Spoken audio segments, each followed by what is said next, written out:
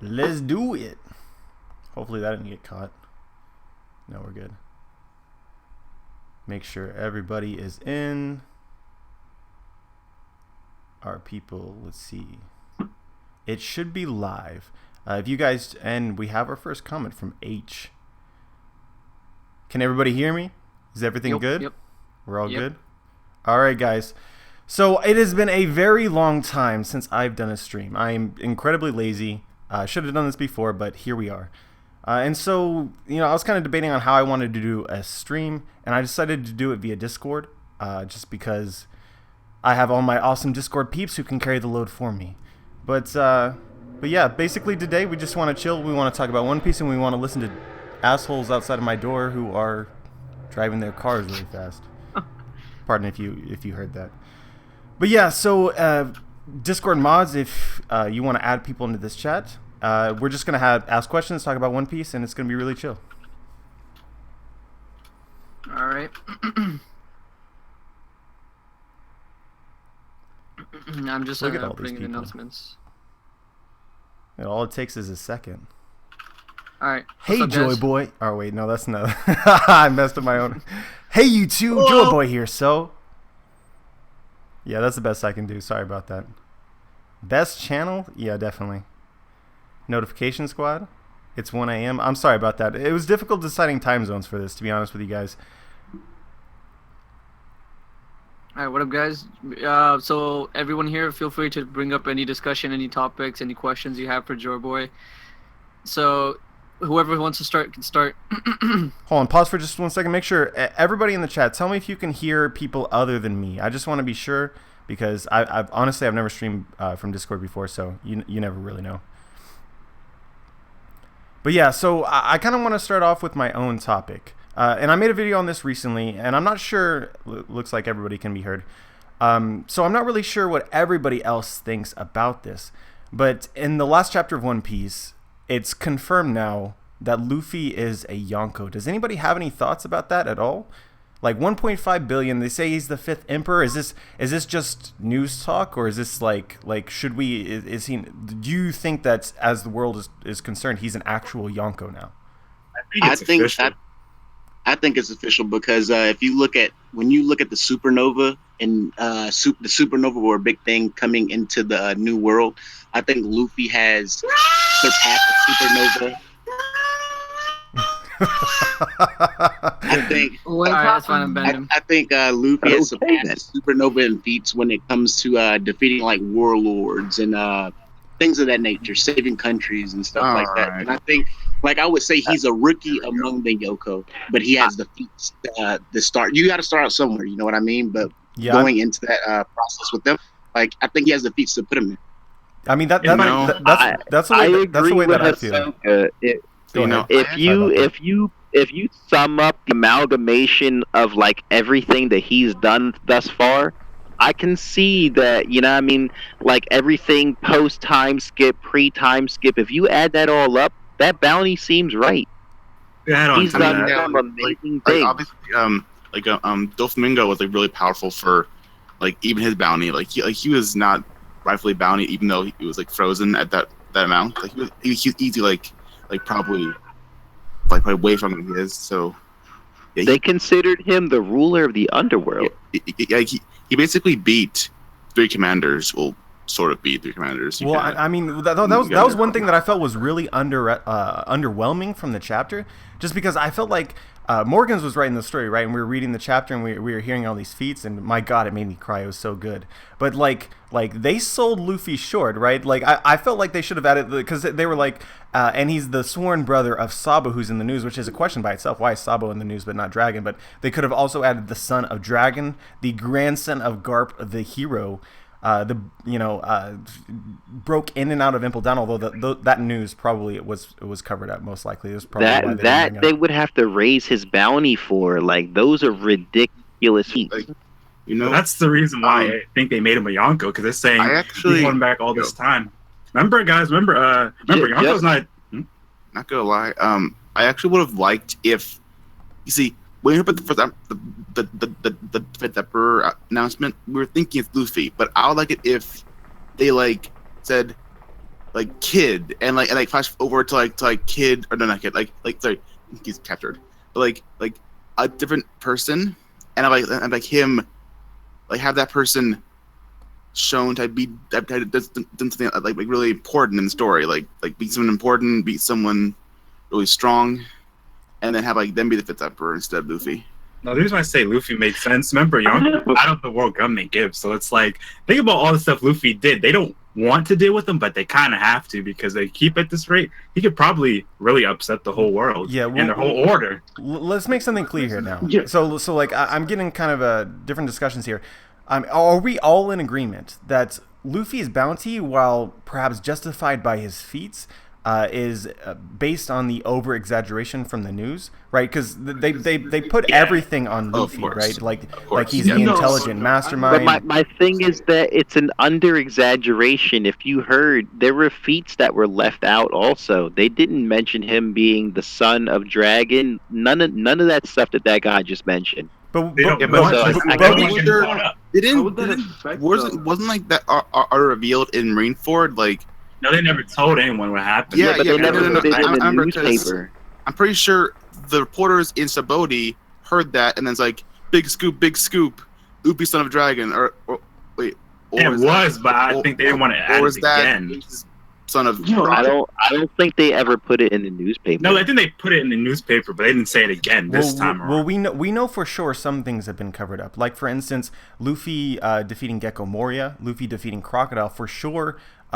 Very few people know about that. That never made the news. As well as most probably breaking in and out of Impel Down. And you never know what else that they could be covering up potentially in order to make themselves look good. Since we haven't been reading the newspaper like the people in One Piece, we know Luffy doesn't give a shit. So there's a lot potentially that they're not allowed to say at this point in time, which is also kind of makes what was actually said in this last chapter really interesting. Like what can we share and what can't we share at this point in time? Because I mean, if you go out and you say everything about Luffy, like for instance, he is the son of Dragon, son of the grandson of Garp. Potentially, if other people don't know that, although that particular event was live streamed, so it's probably common knowledge, but ignoring the point, could also give Luffy quite a few extra followers and make him even more powerful based on his connections and history in full. Yeah. I agree with that. If I can state my opinion for a second, I think that this whole entire thing with Big News Morgan over-exaggerating stuff, it brings more of a clarity to us readers, as we've seen everything that Luffy has done and things have been put under the rug. And now that Big News Morgan brought out the news about Whole Cake Island and is giving Luffy the bounty that he deserves. It's not like, bounties, remember, was never about how strong you are, but how much influence you have in the world. And as Luffy has gone into many places and destroyed everything in there, and has not been big news, as to say, I think that this makes up for all the times that we've been left in the dark about every single thing that happened with Luffy. Definitely. I was just about to say that, bro, because I'm saying, remember, Yonko's kind of given by the world government's discretion, so they're saying, we're not going to say everything Luffy did, reveal all his secrets, but let's just give him this one thing. That's why Kaido was saying, remember, he said that bastard, he was in Mama's territory? So I think we can all agree right now that Luffy isn't Yonko level. If there's anybody who says that Luffy is strong enough to take a Yonko right now, sit down and don't talk anymore, because Big Mom is clearly right now on another level than Luffy. But sort of the question that sort of arises from here is what is the consequences of being a Yonko but not being strong enough to be a Yonko? Luffy has the Grand Fleet. He has his crew. I think that they're really strong, not Yonko level. Luffy himself, not Yonko level. Where does the story go from here? One last thing. Do you think it's Yonko level though? I mean, I think they're freaks. They're on another level Yonko, completely. Like Big Mom can't take damage. When it comes to him, like what would he get from being called a Yoko or being put on that level? I think the only thing that would put him in danger is other Yoko, like Yoko coming for him. Like Luffy can tango with strong pirates like Doflamingo and stuff like that. But the only thing that I would see like potentially endangering him would be another Yoko coming for him, like for his life. Other than that, like I'm pretty sure he could fend off other pirates. Well, here's the question here, and I think this might be where the story is leading. What about the supernova? right? This seems like tailor-made to have the supernova to specifically create the, like we all expect, right? At some point in time, Luffy's going to fight Kid. I would hope so, at the very least. That's how he was kind of set up in the story. And now Luffy as a Yonko, it seems like perfect to set up that kind of fight. And I would assume then that the Grand Fleet wouldn't be involved in a Kid versus Luffy fight because they seem more on even territory as far as, you know, just their main crews. I don't think Kid has a Grand Fleet. Wait, do you still think that they're on the same level? Well, I think Luffy would win, but I think the fight is a lot more interesting than a lot of people would give it credit for.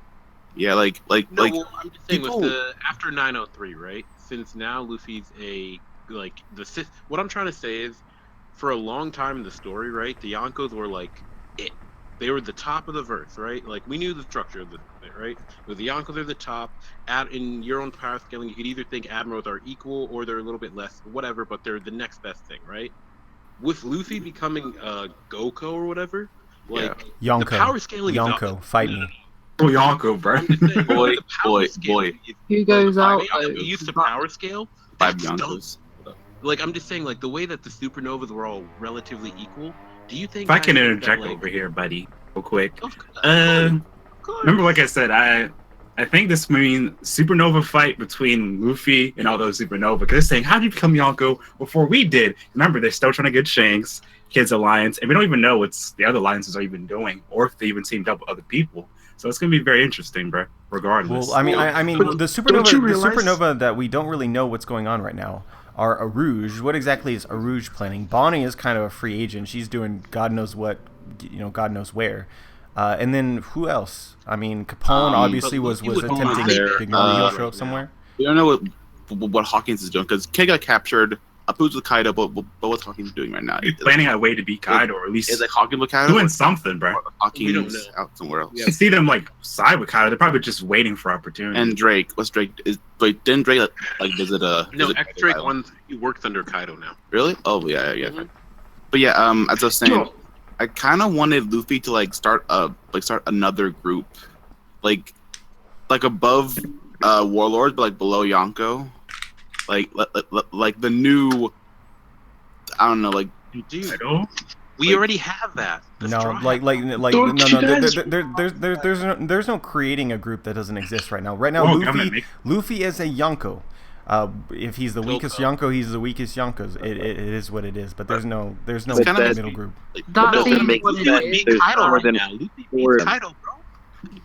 I mean, it's coming in the story. We're about to find out. I mean, that's one of the biggest questions that we have right now. Is how does Luffy even attempt to take out a Yonko? It's like it seems impossible. Easy, well, that's what I'm trying to say. From the power scaling the way the story's been written for nearly 20 years, right? It should be impossible. But after chapter 903, the fact that Oda's throwing out that power scaling, to us, it would have seemed okay, you don't just. Who would have thought that that anyone actually could become a Goku, right? You'd think, okay, maybe you have to beat one of the Yonkos, then you take their spot. That's not how it works, but they never told us that directly. I know, but I'm saying, what would have your assumption been? Well, my assumption was always, basically, once you get to a certain point, Wargamon fears you, so they say, Yonko, you own this territory, and we don't want to deal with you for a while. Because think about it. They captured Kaido several times, but he's still out here, bro. They don't mention the other Yonko. You can think about it like this. If Whitebeard beat let's say Akainu and Whitebeard beat Akainu and Kizaru, right? If he did that, that's monstrous. And we got two commanders, Whitebeard and Big Mom's crew that Luffy beat. Yep. Speak more fast. My question is, are we including his fleet? Is it him and his fleet? Stop. If we include his fleet, that's why I'm pause for a second. Don't talk over each other. If someone's talking, let them finish. Anyway, whoever was talking. Continue, buddy. Yeah, continue. I have a question. Are you talking to me? Okay. When do you think his future side Haki might appear in the story? It's already there. Well, first of all, I think he already has future side Haki. There's a lot of debate around this, right? A lot of people think that he's already at Katakuri's level. I kind of disagree. I kind of hold Gearforth Luffy to a higher standard than that. I think Gear 4th Luffy was. I feel as though it's hard to justify that Gear 4th Luffy was stronger and faster than Katakuri. The thing that was the difference was the fact that Katakuri had future sight Haki and was able to predict where he went. So with that being said, I think that with the speed and strength advantage of Gear 4th, he didn't need as good as observation Haki as Katakuri in order to beat him. That being said, I think that I mean, in order to, even beat, even imagine it like this, right? If Luffy refought with Katakuri, would he defeat him right off the bat? Would that be an easy fight now that he's defeated him this time? And I would say no, because it's based on what Oda has given us, right? It's almost as if Katakuri kind of let him get the win. It was sort of training. He wanted him to be successful. The way that I rationalize it is that,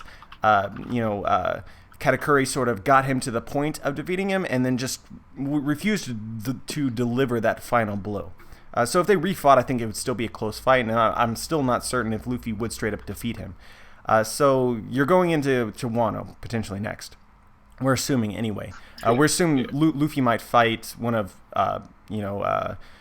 Kaido's strongest calamities, maybe the number one calamity. We don't really know at this point in time. I think that would still be a difficult fight for him. And then you got to progress up to Kaido, probably in that same arc. We're not certain that Luffy will fight Kaido in 1v1, but still he's got to be able to do something to him. So I think Future Sight Haki is something that's got to be maxed out here very, very soon. Maybe potentially if he fights a calamity first. If I could add something here. If I can state something. Oh, sorry. You go first. You go first. Okay, thanks. Don't you realize that? Don't you guys see a pattern that's going on with the Yonkos right now? First of all, Big Mom, Cracker, Smoothie, and Katakuri have hacks devil fruits. Each one of their devil fruits have something to do. It's like Katakuri.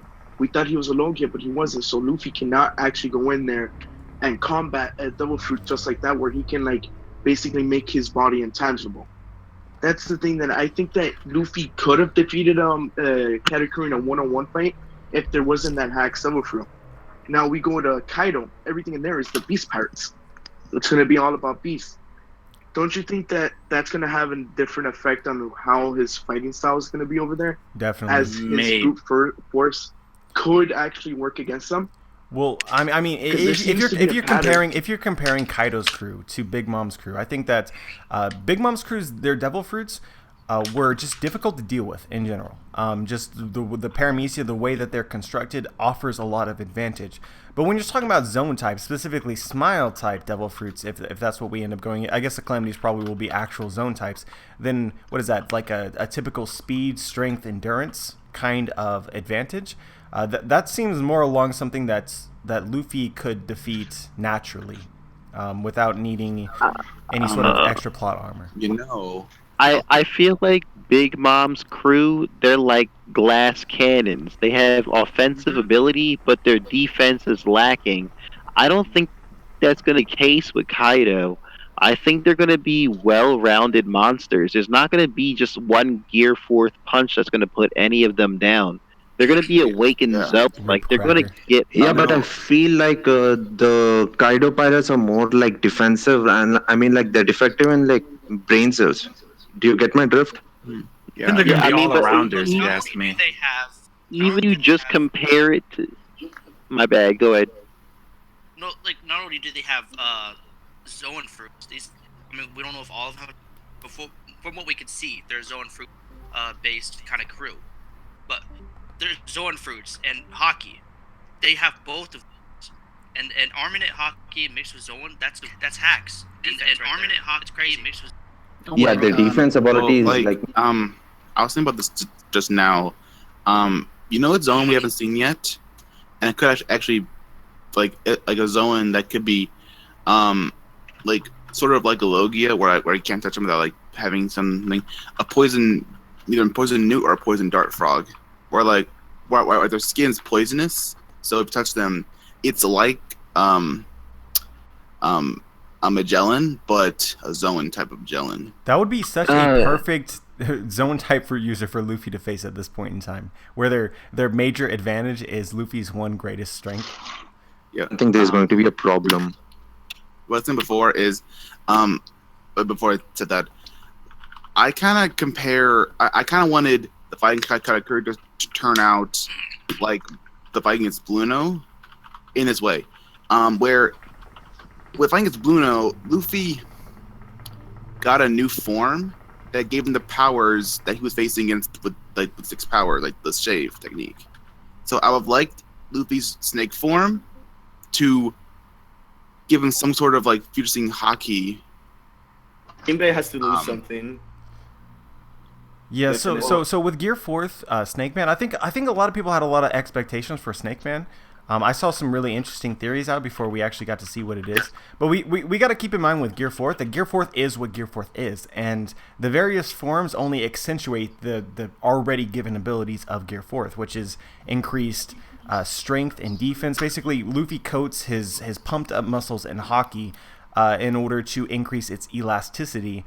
And it's sort of like hardened rubber. So it's both bouncy and unbreakable in a sense. So like when it came to Snake Man, really it's just passive speed boost compared to Bounce Man. We actually look at like Gear 4th base is like all around average form. Bound Man is more defensive. Snake Man's more speedy.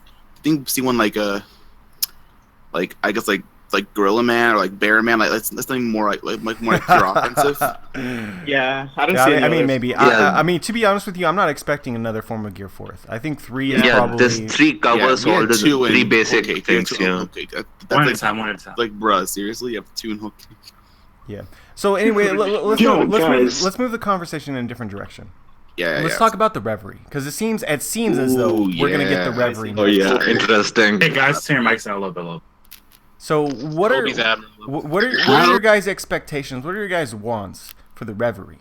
I want them to crash it, like Blackbeard, or but not. Is in that chapter. I kind of thought he's not gonna do it, but someone to crash it. Maybe the Revolutionary Army, because they're now like their whole location is kind of like a mystery. Like where are they? Where are they now? Mystery. Like maybe they could crash the party.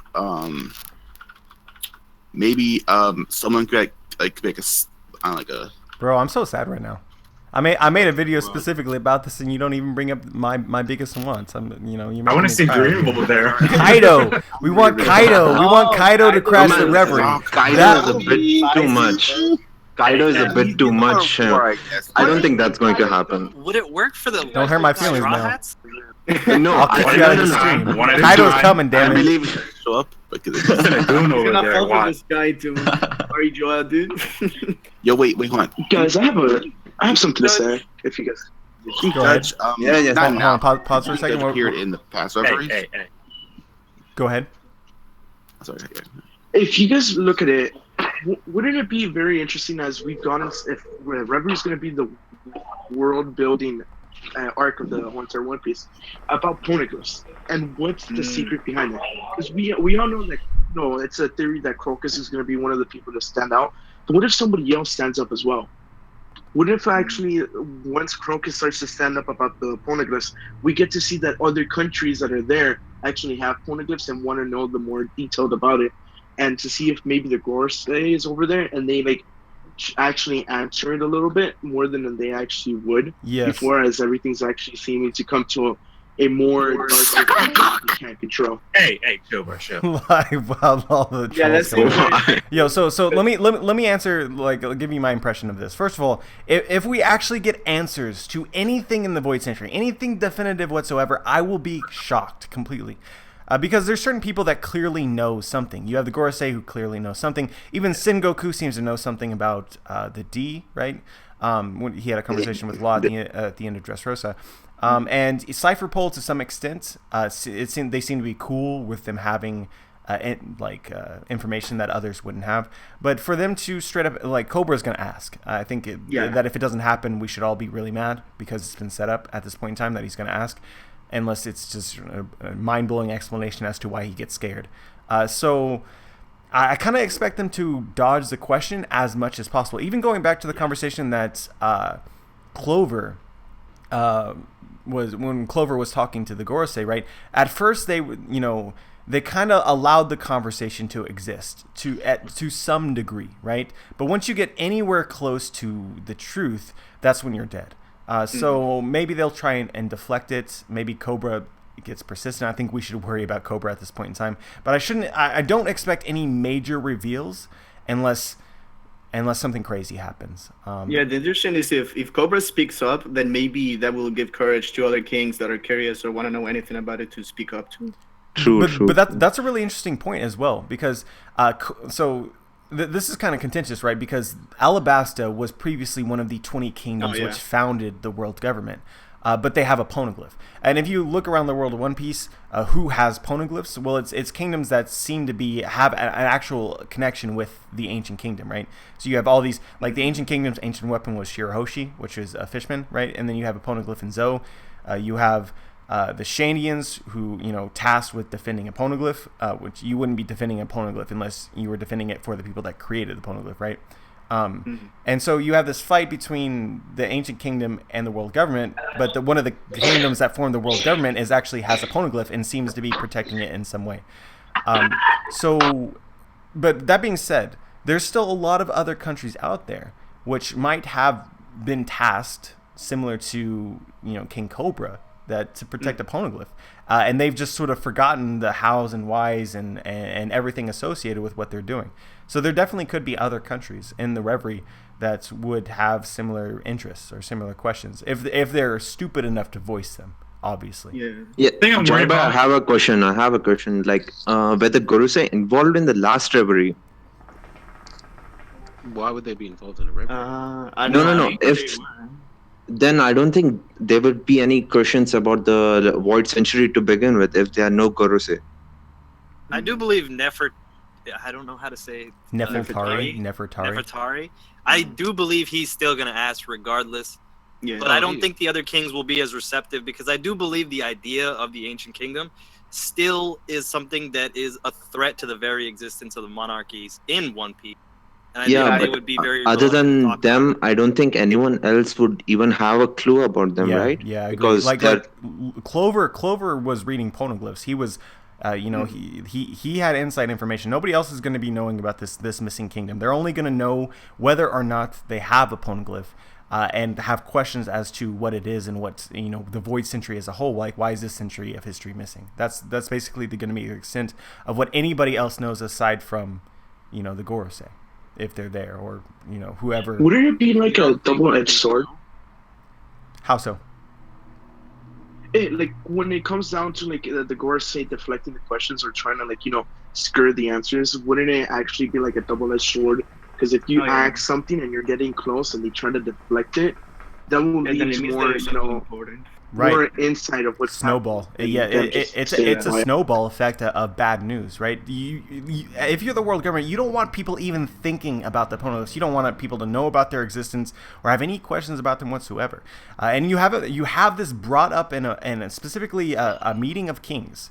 And like to kill the king who even brought it up, if that happens. We're not sure that's going to happen, but if you're the world government, you got to play this very close to the chest. You got to be very careful about what you do, else you're liable to start a rebellion of people who just want to know the truth, and or we don't know what kind of connections Alabasta has with other kingdoms as well. Yeah.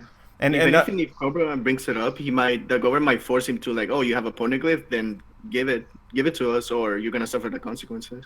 That's what gets me excited, though, because think about it. Remember what happened with Judge, right? He said, we're going to lose our right to go to Reverie. So maybe if the war government does, keep a little list of people in certain kingdoms, all right, don't invite them. They may ask this question. They may try to figure out this. Keep these people here. So maybe if, how Dressrosa and them, the dwarves, what if they say something wrong? It could probably ruin a lot of things and then start a whole little debate. So remember the little dwarf was saying, oh, we can't let them know we're pirates now. So that was a little foreshadow, I think.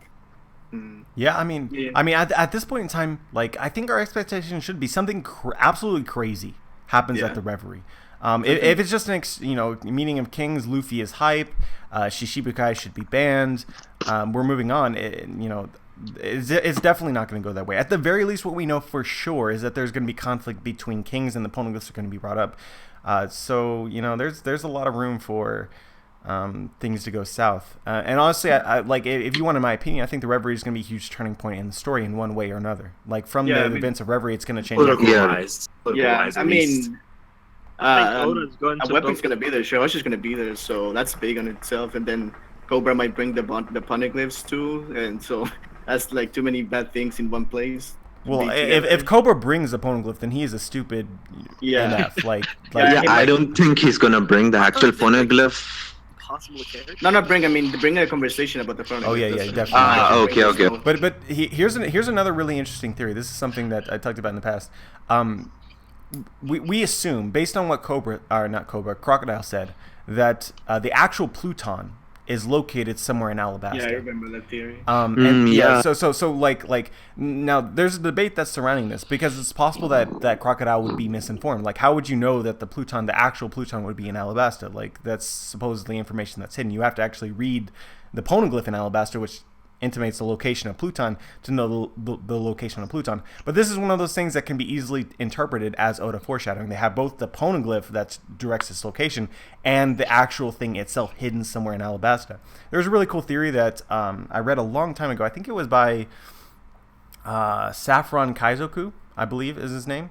But if you look at Alabasta's map or whatever, the main capital, Alubarna, is actually located on a hill. Or I forget what the actual geography term is, but basically it's on an enraged station. Yeah, and so the idea is like, it's really interesting as well, because Crocodile intended to blow up Alabarna, but the idea is that the Pluton is actually located below the city, which is obviously enraged. And if Crocodile's plan had succeeded, he would have actually found the Pluton, but Pell ended up saving the day and surviving somehow.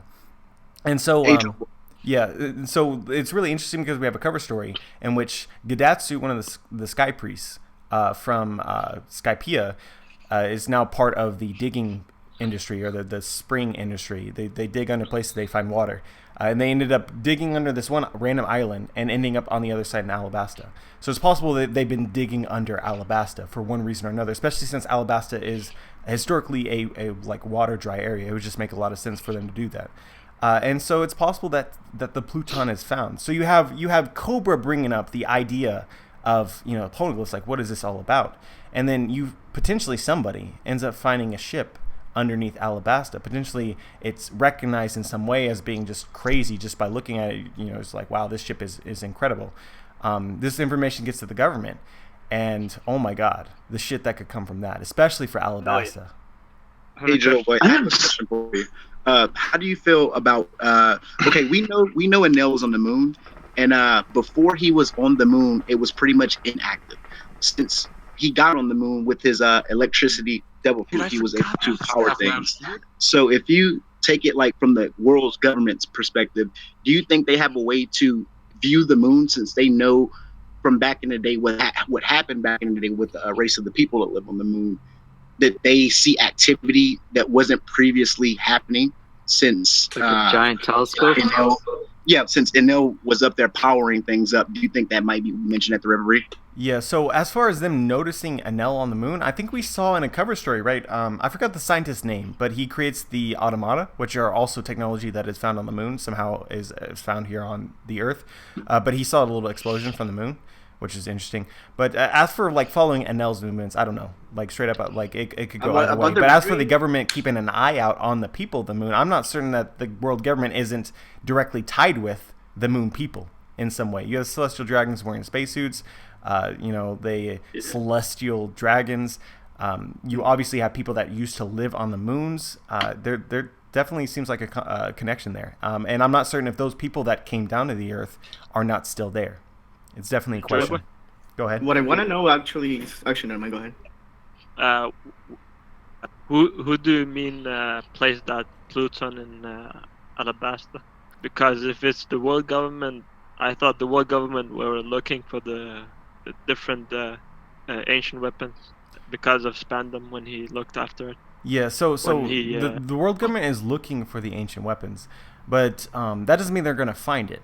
But if somebody else finds it for them, it's quite possible that they learn of that. And like for instance, if you're imagining, again, this is a theory, that Gadatsu's digging under Alabasta, and Crocodile's right. Pluton is in Alabasta. Where are you going to find Pluton in Alabasta? The most obvious place would be underground. Even the Pluton refers to the god of the underworld, so it makes a lot of sense there. It's buried somewhere. So you're saying they're not going to confiscate it, but they're waiting for someone to find it first. Right. They're like, haha, we have to take this dangerous weapon.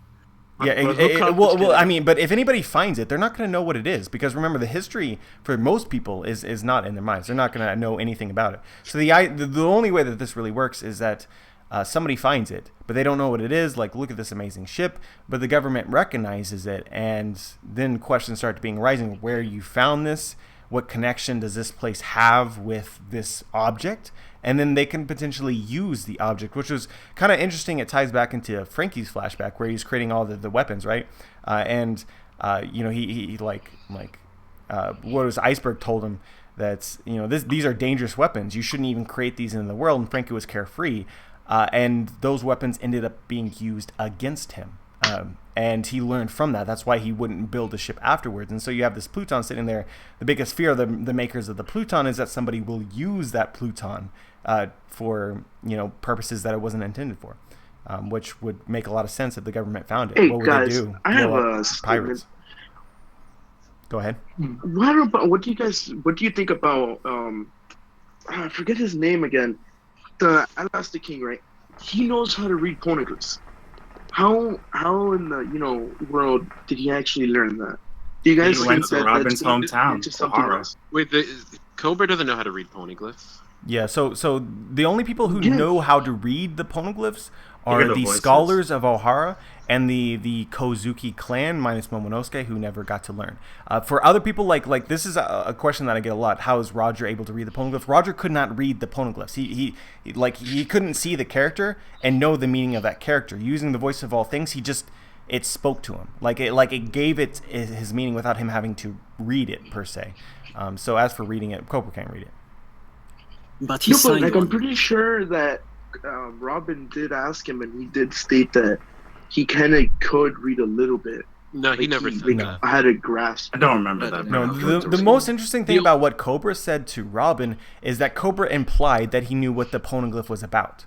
Which is this is another, this goes back to the fact that the Alabasta Kingdom is part of the 20 kings that form the world government. How would you know that your poneglyph that you're confiscated, quote unquote, or seeming to protect for some reason or another that doesn't make sense for you being part of the world government? How would you know that it tells of the location of Pluton unless at some point in time you could read it or somebody told you what it was about? It lends to the theory that Alabasta was some kind of traitor to the world government in a sense. That also makes sense with the fact that Alabasta was the one kingdom out of the 20 that didn't move to Marie-Joie, but it's a theory for another day. Maybe the information went down in generations. Know about what it's about, the kings get educated by. I'm pretty sure that's what he said. Yeah, essentially that's the case. Somebody was about to say something? I was about to say that the Shandorians, the Elder, didn't know about what the poneglyph was about. Isn't the protector of every poneglyph, they know what it's about? That's not necessarily true, because Fishman Island, we don't know that, what's his name again? Actually, they know about Joe Boy. Yeah. Usually the king knows. Yeah. We don't get any confirmation that the Shandorians knew exactly what their poneglyph described. But it's not to say that they were never told, but they may have forgotten. Because it seems as though a lot of the countries that are protecting the poneglyphs sort of lost the reason as for why, but they just sort of do it by duty. This is what we're supposed to do. That being said, that there's a lot of potential. I see a lot of potential in the Ancient Kingdom sort of telling the people, the poneglyph, telling the people that are protecting specific poneglyphs what their specific poneglyph is sort of talking about in general. But a theme, it goes generation to generation, like that. I have a question. Go ahead. Do you think it will ruin Robin's role if Robin taught someone from the Revolutionary to read the poneglyphs? Yes, definitely. Okay. Robin needs to stay important in the story, in my opinion. like what separates Robin from everybody else in the story, right? Like I think that there's potential in the future that Luffy will be able to interpret the poneglyphs. Like by hearing the voice, he can understand its meaning. I think also the same is true for Momonosuke. The same was true for Roger and anybody else who can hear the voice. That would also be the case. But as of right now, with the death of Odin, the only person in the entire world, in the destruction of Ohara, that can actually read the characters and write them down is Robin. And so I think that is an important skill set in one way or another. I don't think that I don't think she would teach anyone in the first place. That is. Well, it'd be too risky if she did anyway. Everybody think that she's gonna be stronger, like get hockey. Hope she gets hockey, but I don't know. I mean, she doesn't really need hockey. She kind of does, bro. Because remember, Robin, she's like her fight's the most risky, bro. She does. I mean, at the very least, observation I can see. Yeah, because look, if she breaks her actual arm, if someone hits her arm, it hurts her real arm. That's why she needs some type of hockey, bro. On the subject of Robin and the importance of her character, how do you feel about Pudding and the potential of the Third Eye tribe not being real? This is so interesting. Oh my god. I think that the Third Eye clan doesn't actually exist. Go ahead. Yeah, I like that theory. Yeah. So they don't exist. Just made up. Yeah. Yeah. But then how does Pudding get her third eye? Mutation, she's a mutation. She's a freak. Like. Yeah. I mean, how old was Big Mom? How old was Big Mom when she had Pudding? What, 50 years old? That's a little bit over. You know, the menopause is already set in. I'm just saying, like, why would Oda lie to us? Like, he hasn't lied about anything else in the story. It just throws us off.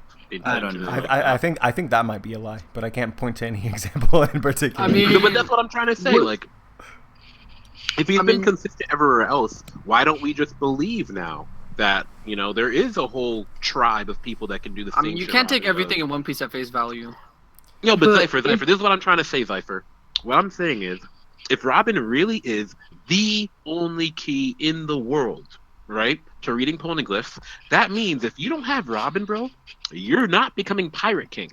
So all those other, like, 9 or 10 supernovas, right, that are supposed to be, like, on par with Luffy, right, they have no way of attaining those goals. They're already, like, the chips are already stacked against them if Robin is the only thing. That's why I'm saying, like, since Oda introduced the Three-Eyed Tribe, Robin's... Sorry, what? What are you saying, bro? He got cut I out. think he's talking about how Robin's importance would devalue, but like the other thing that's obviously a possibility is that Pudding is kind of like snake oil. So Pudding's dad may have fleeced himself to a Yonko as being a Third Eye tribe member and understanding poneglyphs, and he might have just fleeced it. I mean, he's not in the picture anymore. And So, you know, Oda at there's some an point- element of Big Mom like being like, your big eye, you know, your eye is so creepy to me. Well, Big Mom isn't the most educated person anyway. Right. Big Mom was kind of downsy, honestly. But the question is, why does the world government? Because she may fall for snake oil. Do Why you doesn't guys the- think that that her prediction came true that she had in the beginning of the arc? Remember when she Prediction? was like she met some remember? Oh She yeah. had a prediction? Well, you mean his her memory conversation with Sanji that clearly Yeah. wasn't the truth at the time.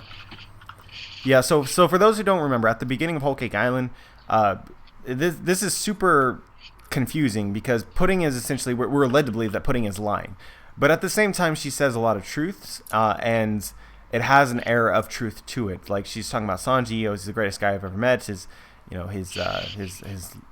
He's a gentleman. He taught me a few things. His legs are black, which is clearly not the truth. But the idea is some sort of premonition of a kind, like a third eye premonition. That's even though it wasn't, she was lying. Maybe it was something that she dreamed up, or some power that she has, where it ended up becoming the truth. Because for sure, Sanji taught her a few things throughout the course of the arc. There's also a lot of other smaller details which are interesting as well. But anyway, it could speak to powers with the third eye. She fell in love with them. And she fell in love with And them. She's not Usopp.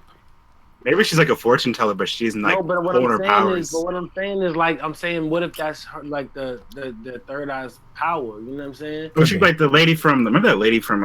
Is her name Sherry from Fishman Island? Maybe it's like Shirley. that kind of. Yeah, Shirley. Man. Or maybe it's just observation hockey, where it's like she just reads stuff. And being a theory guys I've seen recently, and But no, I like an opinion. I mean, I think it's more like because you know how like hockey is like how hockey is like inherently traded. You know what I'm saying? Like how you can like how Luffy has it. I mean how like Luffy has it because his dad has it, and we all assume Garp has it. Are you talking about Conquerors? Yeah, because every living he's living talking about thing the inheritance of hockey. Hockey is inherited in some way. Yeah, so what I'm no, saying but everything is like has maybe it's hockey. the bloodline. So what I'm saying is maybe it's like a bloodline, like like the Sharingan type thing. No, remember that one? I just think. I mean, could be definitely. No, but even plants have hockey. Like, yeah. Well, everybody has hockey, but not everybody has hockey to the same level. Luffy clearly has a hockey of a greager level than say a normal Marine. And this is but that's not the same within bloodline, his. right? Well, I mean, same with Ace and Roger, right? You have Luffy. Well, what I'm trying Luffy to say and is Dragon. that person's like, I get what you're saying there, but it's like, for example, like, what if Luffy never aspired to be great? You know what I mean? But he would never be that way based on. I mean, so some of that is controlled. Well, that's by what I'm your trying to say. genetics. It's his own character. You know what I mean? Like, Yeah. Luffy could have that same bloodline and just not have the same aspiration, and now he's nowhere near the same level. You know? That's I mean that gets into really interesting questions about how hockey works exactly. If it's partly just a mental state that allows you to delve into this greater power, which definitely could be the case. Being hockey is literally translated as willpower, right? So yeah, you know it's so exciting what hockey is. Remember back in like I think it was after Impel Down when they were like whenever it was before Impel Down when they met Rayleigh, like when I was watching the anime, he was like your hockey, like because he said your spirit, he was like something hockey's your spirit or willpower. Because I was reading the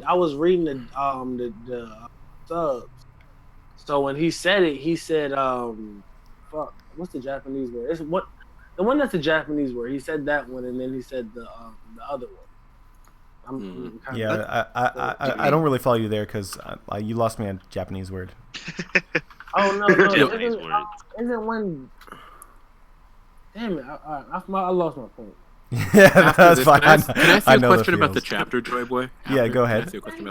Okay, so about the chapter, because I'm just saying, like, huge Kobe fan right here, so I'm super hyped okay. About you and Mugi no, super hyped. I've been waiting for years for this chapter. All I'm saying, You're a brave right? man. But this is all I wanted to say. So, when you read the chapter, Joy Boy, you were here. Do you remember what the Rocky Port incident is, right? Yeah, with Law. Yeah, with Law, right? So knowing that, keeping that in the back of your mind, right? How Law is the mastermind of the Rocky Port incident, and how Law is a pirate. He doesn't really give a fuck about people like civilians and children, and he doesn't care, right? Like everyone's on the chopping block, right? So when Law is going around terrorizing pirates and civilians alike, and it says this chapter that Kobe saved all the civilians, what do you make of that? Yeah, so I think with the Rocky Point incident, right, that was the one in which Law stole 100 pirates' hearts, something like that. So well, that's the end result. That's the end result. That's the end result, right? Well, I mean, but this was a scheme of some kind.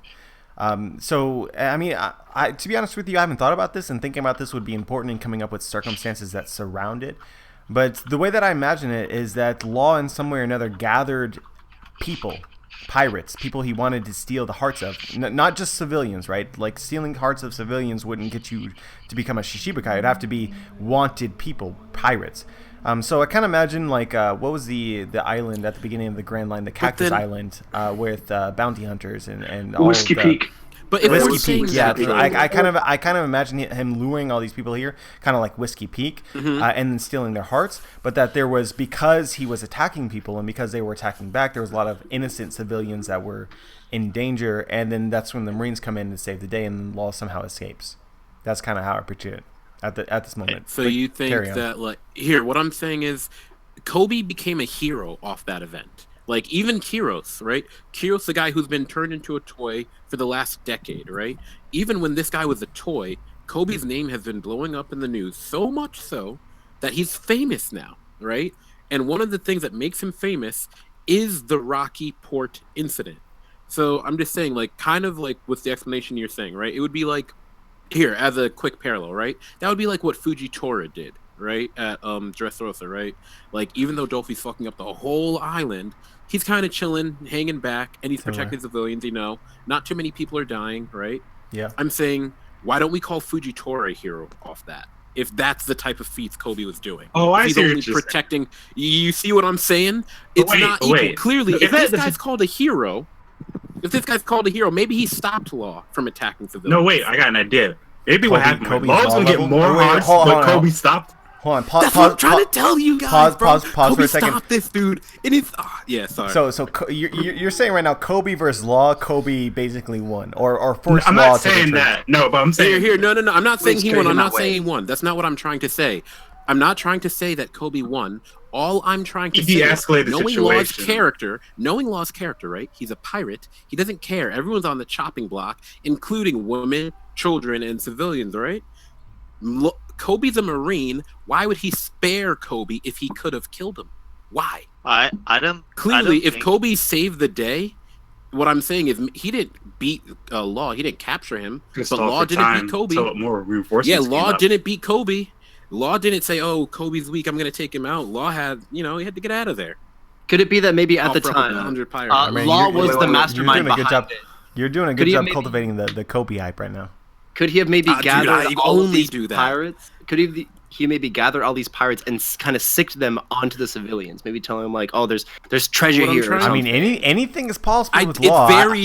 It's very unlikely, to be honest. No, and then he comes in and takes all the pirate hearts, and then it's like, "Make me Shichibukai." Well, I mean, so the logical pirates were his enemies. Pause for a second. The logical thing that Law would do at this point in time, you would think, without any sort of grand scheme and without any inside knowledge, is he would go pirate crew by pirate crew. Right, one by one, stealing their hearts, collecting them until he had 100, and then giving to the world government, make me a Shichibukai. But that's not how it worked. It was this specific incident where he collected, a bunch of pirates at the same time. There's, like that question in and of itself. But that's like Saboti Archipelago. Like here, remember when we went back to Saboti Archipelago and how the fake Straw Hats were cultivating like a huge army, right? And everyone was stopping there in terms of like. They were about to go to the New World, right? Go to Fishman Island, but they stopped. They gathered up their forces, and then they were going to go as a group. I'm saying, or even someone like Don Krieg. Don Krieg had 50 ships under him.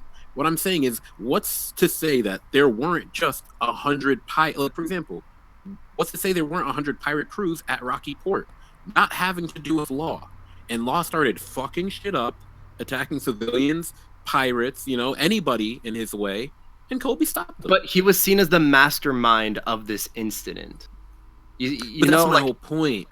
It was probably like a deal he made with them. This is what I'm saying. I'm saying we had very little info. Let's pause for a second. I don't think I don't think we're going to go any further in this conversation. But that was really interesting. Like to be honest with you, I hadn't thought too much about Rocky Point, nor had I thought about Kobe's involvement with Rocky Point that much at all. But let's shift this conversation in another direction where we can include more people.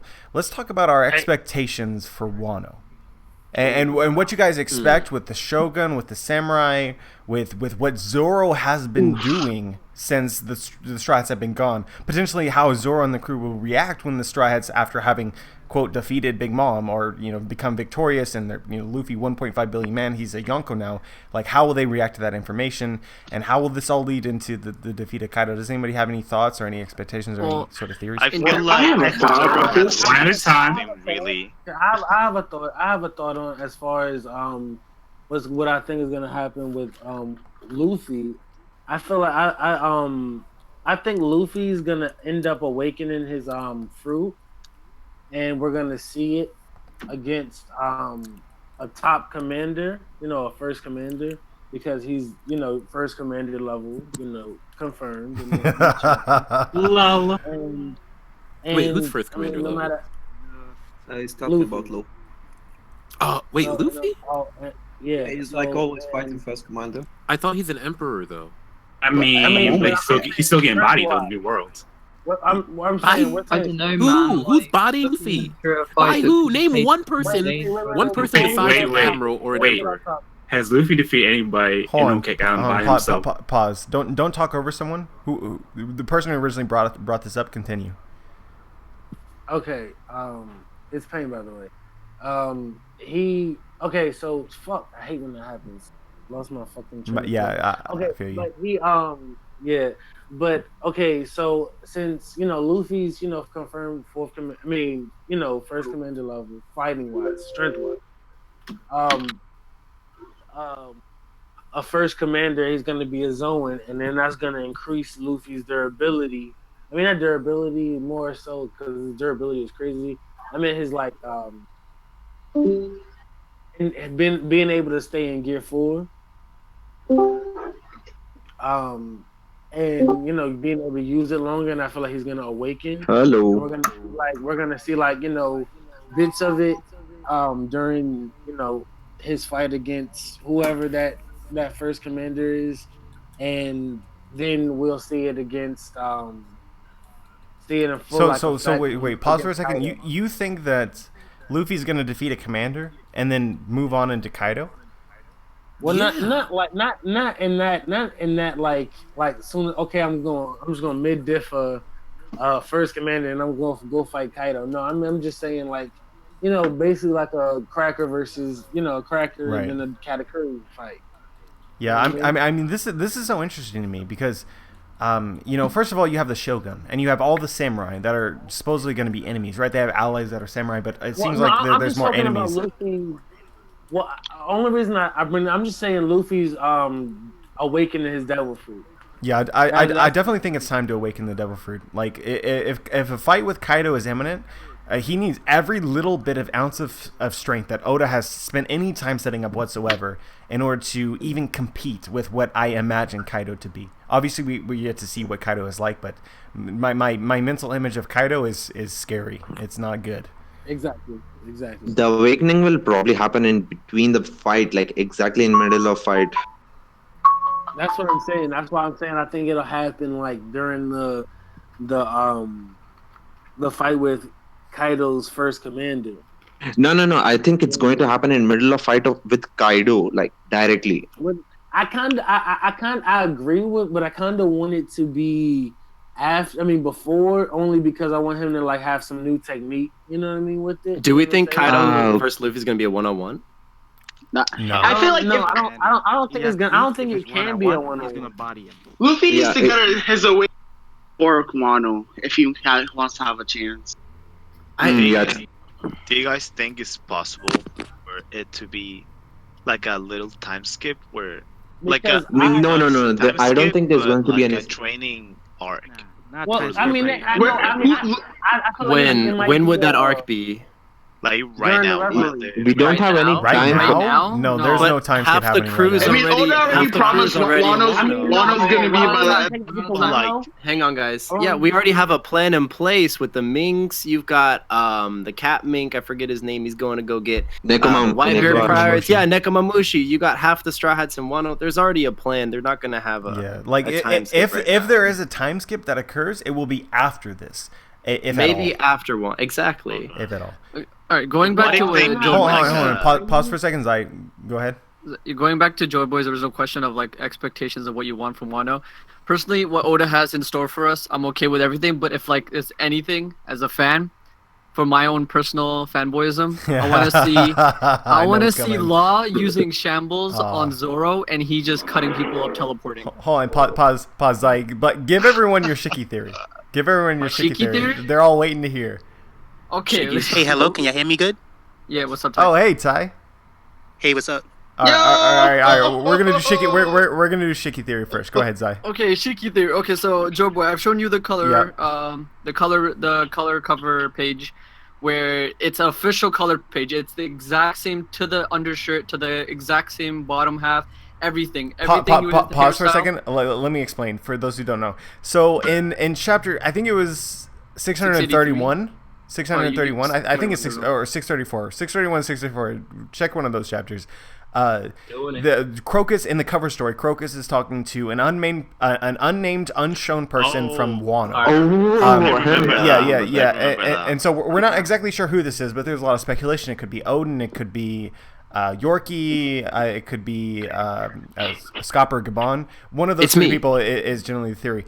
But if you look at his clothing, and the color scheme. If you have the colored version, which not everyone does, but if you know where to find it, then you can find it. The official color scheme of this person.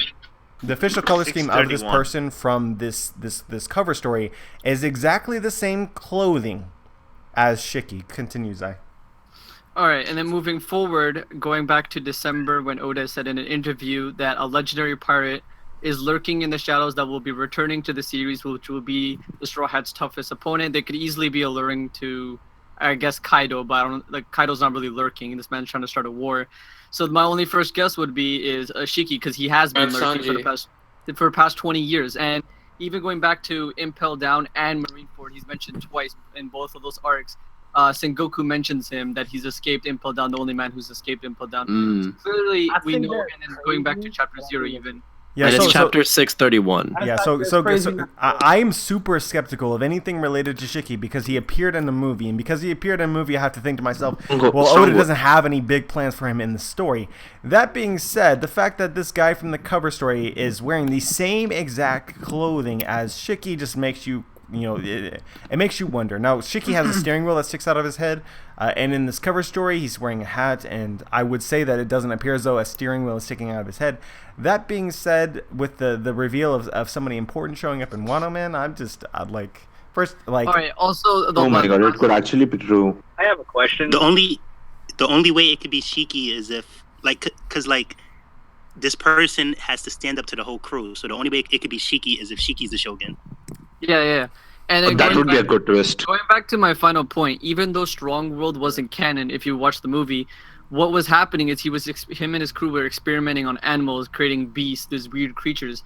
And if you look at what's happening, that's going to happen in Wano, they're creating artificial zone devil fruits. It falls under the same thing. I feel like Oda already had the idea of what he might have wanted to do with Shiki, but he used it in the movie, and now it's a reoccurring thing, but just a little bit different, because they're creating zone beasts, these animals that are like experiments with artificial devil fruit. And Oda did write the script for Strong World, right? Yeah. Yes, sir. If Kaido's trying to start that big war, like you said in your theory video, right, and he's collecting all of these Zoan users and stuff, he could be working with Shiki as the Shogun if he's trying to be on some like Naruto stuff, like how like Obito had Madara and stuff like that to back him up and had all of those people. Yeah, and not to mention that he already looks like a guy from Wano, and he's a swordsman. That's also true, and he also has the complete getup, and also his mannerisms are quite similar. I just realized Shiki is if Zoro and Sanji were combined. That's a way, like if Shiki's there, that's a way to have the. He doesn't get lost though. He fights with his legs, but also with his sword. He doesn't have legs. He doesn't have legs, man. Oh, also one mysterious thing that people always forget. This is a little thing that I believe it was right after Fisherman Island when we're seeing the supernovas again heading into Punk Hazard, that Capone is being abducted by this object. We don't know what, and we know that Shiki has the float devil fruit. And we don't know what it is. It's just a giant floating sphere, and he's being like abducted up to it. That's all we know, and nothing ever was brought up again about that. I thought that was the Germa though. Wasn't that the Germa's technology? I mean, they don't have gravitational technology that we know of. It was also like a rocket. It almost looked like a moon, to be honest with you, or like a floating. It doesn't seem Germa-like to me. Well, their boots are kind of gravitational. Yeah, but I mean, but they don't make like rock technology, right? But like I would imagine suck it would look people in. scientific. Yeah, like that. No, I don't think it's true. Anyway, guys, I'm so interested by this Shiki theory. I refuse to believe that Shiki will become relevant in the story, but this theory makes me scratch my head. I mean, I refuse to be. The Pink Smokes can do anti-gravity technology. How do you think their boots work? Oh no, I just don't think that. I mean, it could be a rocket, right? Well, no. It's not a tractor beam, at least. Yeah, I mean, I'm not entirely sure about that, but I assume it's some type of. I just wish we had gotten an explanation. He's able to repel his weight. We'll probably get one in 100 chapters, man. So patience. I bet Kaido's not even going to be at Wano when they get there. I have a question for you guys. Go ahead. Okay, like I know this is like hella out there, but like, how would you guys feel about like there being like an angel fruits or like some type of soul power? Well, I mean, Big Mom has soul power. Angel fruit. Lafitte. Like angel? that's what wait. So you're asking about an angel devil fruit, like some angel power like that? Claymore? Like, instead of an angel fruit, more like more for like a devil fruit is angel fruit. Like, only reason I say that is just like it's like because like think about like that's why the celestial dragons always throw them away, throw the devil fruits away. Give away for like. I mean, I don't think so, but I saw something and it's like kind of made me wonder because it's like. It could not be an angel fruit. It could be a dove fruit, actually, like dove. You know dove, right? It could be that because I feel like it's too late in the story that. to bring in a new devil fruit. Like if he a new fruit type. Like if he was gonna do it, he would have done it by now. It would probably. It could come under Paramecia. Unless it's like origin. Like angel fruit it would probably just be like a mythozoan. I mean, they have a Buddha fruit. But the only way that I could see it, though, the only way I could see it actually working is if it's like the angel tree is actual, because what's the name of the tree that the devil fruits come off of? Devil tree? We don't know. We don't know. We just know that it's in the government's control. It's all theorized right now. Are we sure about it being under control? Yeah, we don't know. It won't be a whole. I mean, no. The reason why we assume that it's under the government's control is because like they were handpicking these devil fruits, like for example for Aokiji and Akanu and Kizaru. And no. That makes sense. I'm not refuting. I'm not disputing that it makes sense to assume that. I'm just saying it's not confirmed. Well, no, but the way I was saying it makes sense is because like my bad. So I'm gonna let you go in a second. The angel fruits is where they got the derivative of the devil fruits, like is their origin. And like when you eat the angel fruits, you can actually swim or some shit, but the devil fruits is like man-made. You know what I'm saying? I don't think that's. I don't know. I mean, somebody would have known by now. Like Tekken said, water fruit may be actually true, but angel fruit, like the way you described it, I don't think that's going to happen. Well, it could be. Angel seems like a little like. Maybe a Phillips. I don't think a water devil fruit will ever happen. I think Jinbei is that equivalent. I mean, it goes against the whole devil fruit system. Yeah, but it would be so fun to actually see a water fruit, man. I would love that. I do believe that they are trying to harvest a certain type of devil fruit. They're looking for a devil fruit, and they're giving away the other devil fruits to other people. I don't think they're giving away. It's getting stolen. That's probably the correct word. I don't think it's getting stolen. It could be. Well, how else do they know what a new devil fruit is unless they just see? Yeah, they have a record. It's dude. CP9 was given a bunch of different devil fruits by the government. Like, I mean, we clearly know they know what they're doing. The government, as far as like the devil fruits goes, like Lost Devil Fruit when it was being tracked down, they know exactly that what is it. And not just that, even Teach had like a book of devil fruits, if you guys remember. And we know there's an encyclopedia, and so that means that somebody's done extensive research into what the differences and how they look are and things like that.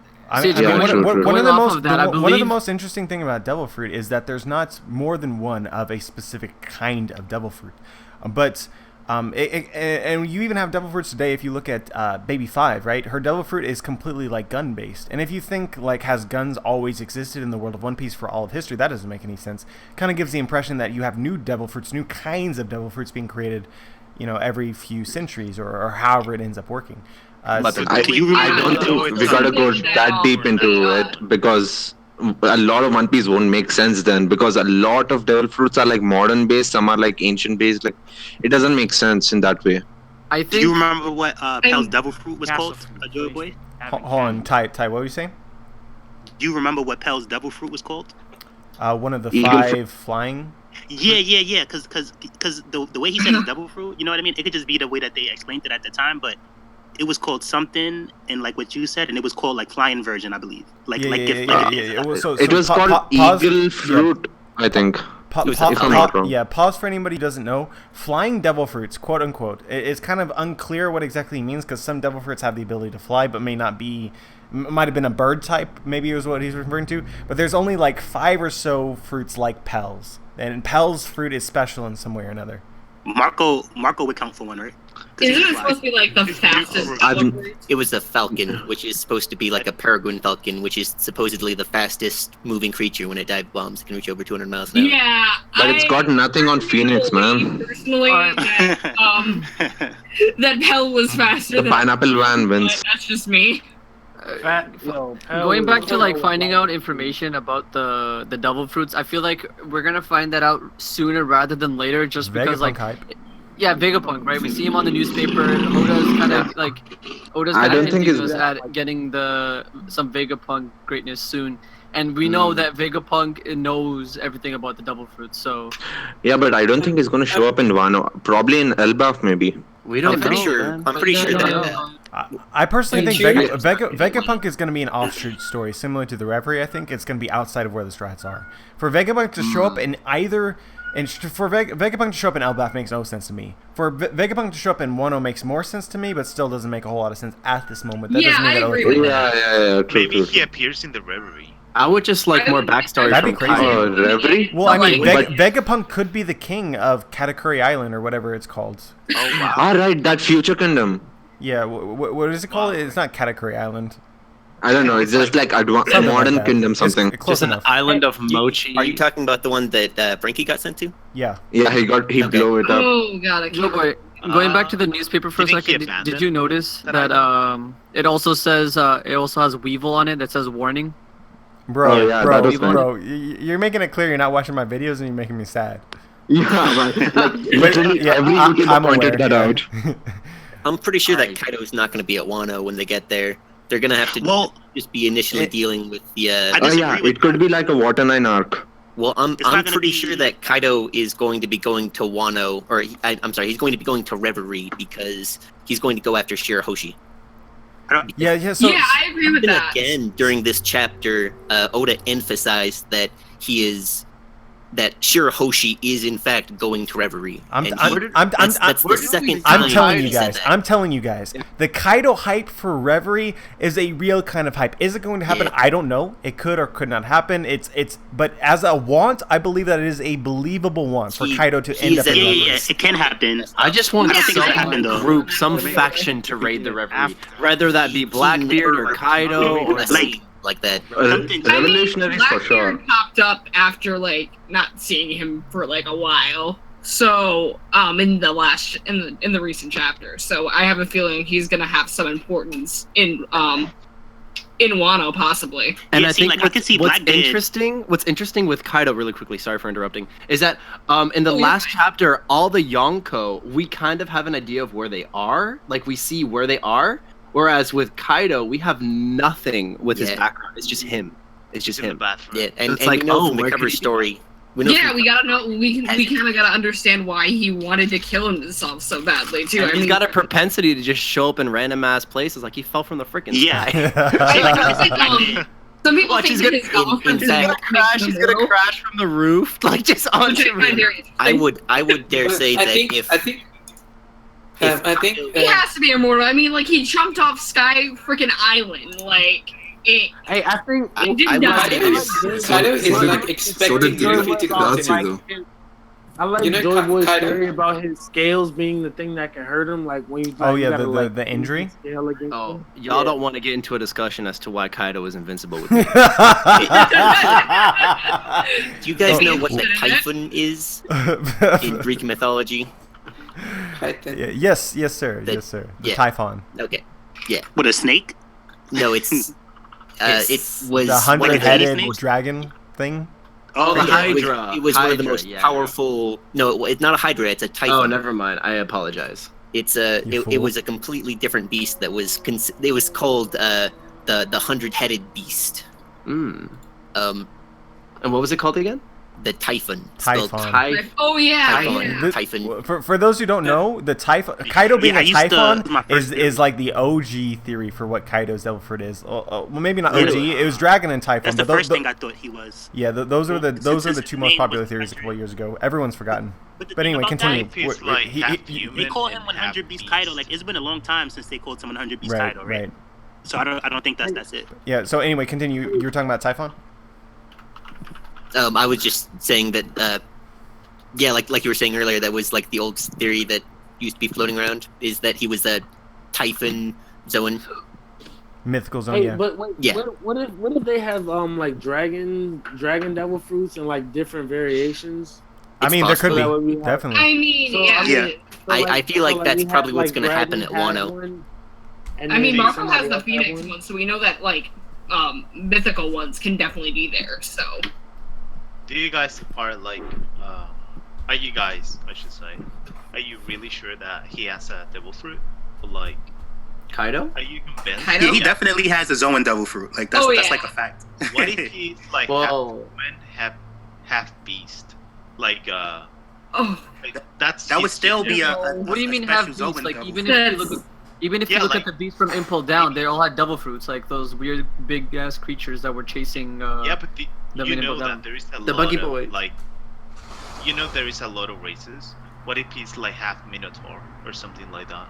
And then on top he had Have we seen his lower half? We haven't. I don't think so. I mean, we've seen his legs in the anime. Yeah, we've seen the whole body. Kind of. Like from his knees up. I mean, well, he's covered in clothes, but we've seen his whole entire body. Strap. Yeah. Speaking of races, how do you feel about the fact that a lot of the non-human races don't seem to have like proper land and seem to be isolated? I mean, that's just the world. You mean like the minks? Like the minks, like the like fishmen. the minks, like the. I still like the certainly world was shaped that way. I think that'll That be the red line revealed was in created the specifically to isolate the world and to keep everyone separated.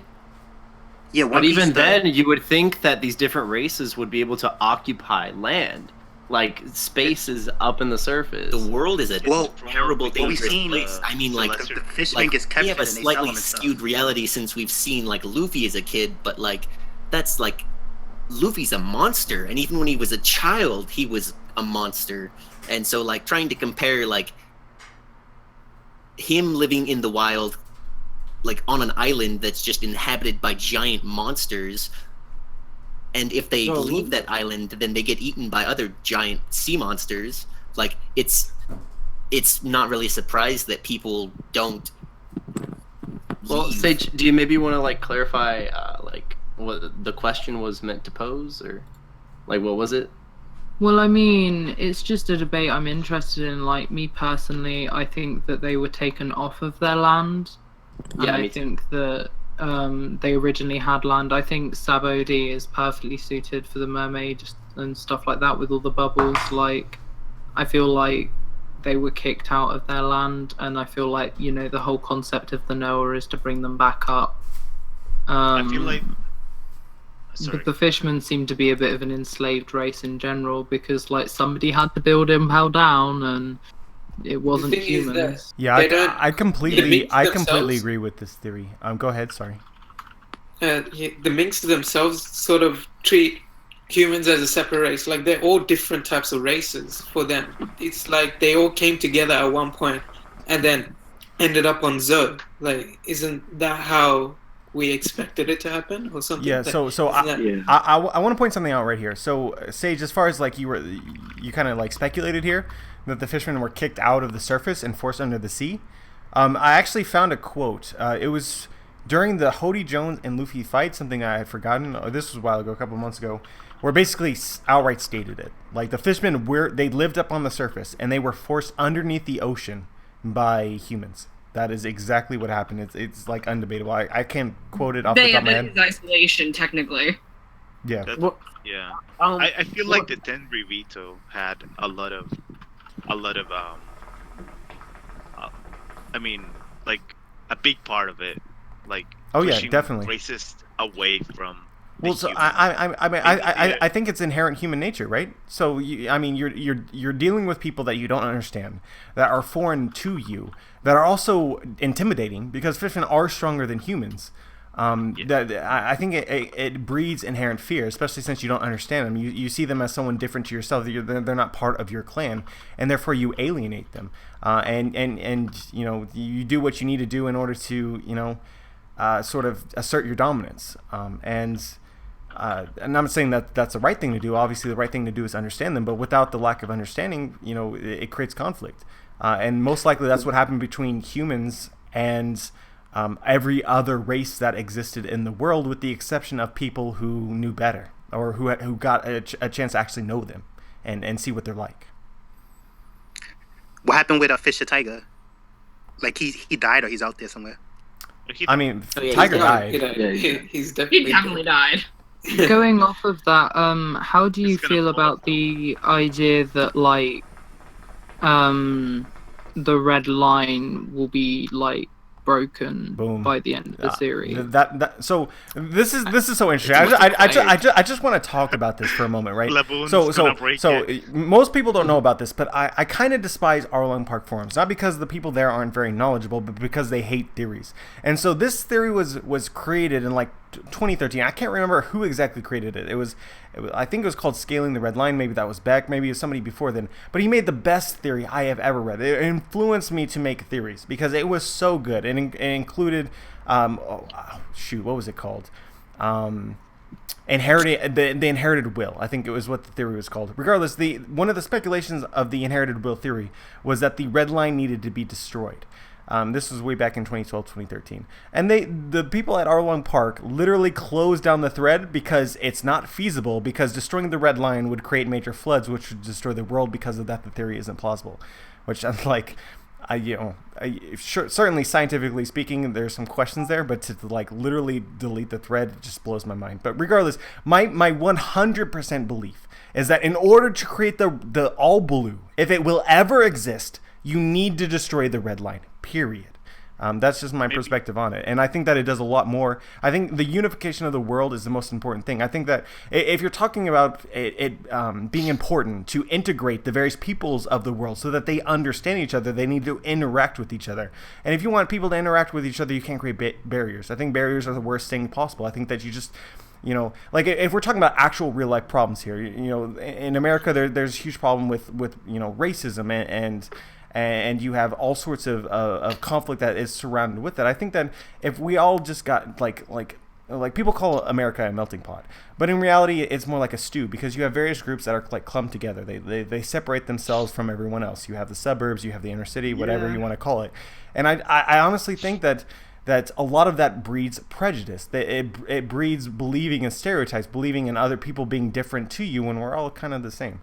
And so in that way, the red line kind of performs the same function within the One Piece world. You have North Blue, South Blue, East Blue, West Blue, and the Grand Line, and you like it's almost impossible to see what the world is actually like, to interact with these people. And I think it's exacerbated by the people that have already sold to these stereotypes, because like the world nobles and the world government forcing the fishermen under the sea, where the only people who ever get to interact with fishermen are pirates, and that's it. I think that's incredibly important. I appreciate the backstory, the Joy Boy backstory. Oh yeah. He's a dish. Like Sanji wasn't even able to like meet up with Luffy and stuff and be where he was at if it wasn't for Germa and him being a prince and stuff. Oh yeah, they wouldn't have been able to get out of there, period, if it wasn't for Germa and the Sun Pirates. Yeah, definitely. I mean, they wouldn't have gotten in that mess. Oh no. I mean about Sanji, Sanji changing oceans. I remember at some point in the story, I think that was brought up. Which early ocean on he came from. Yeah, that was how did he get there to meet Luffy? Yeah, that was during this or before the Skype arc when they were talking with Cricket.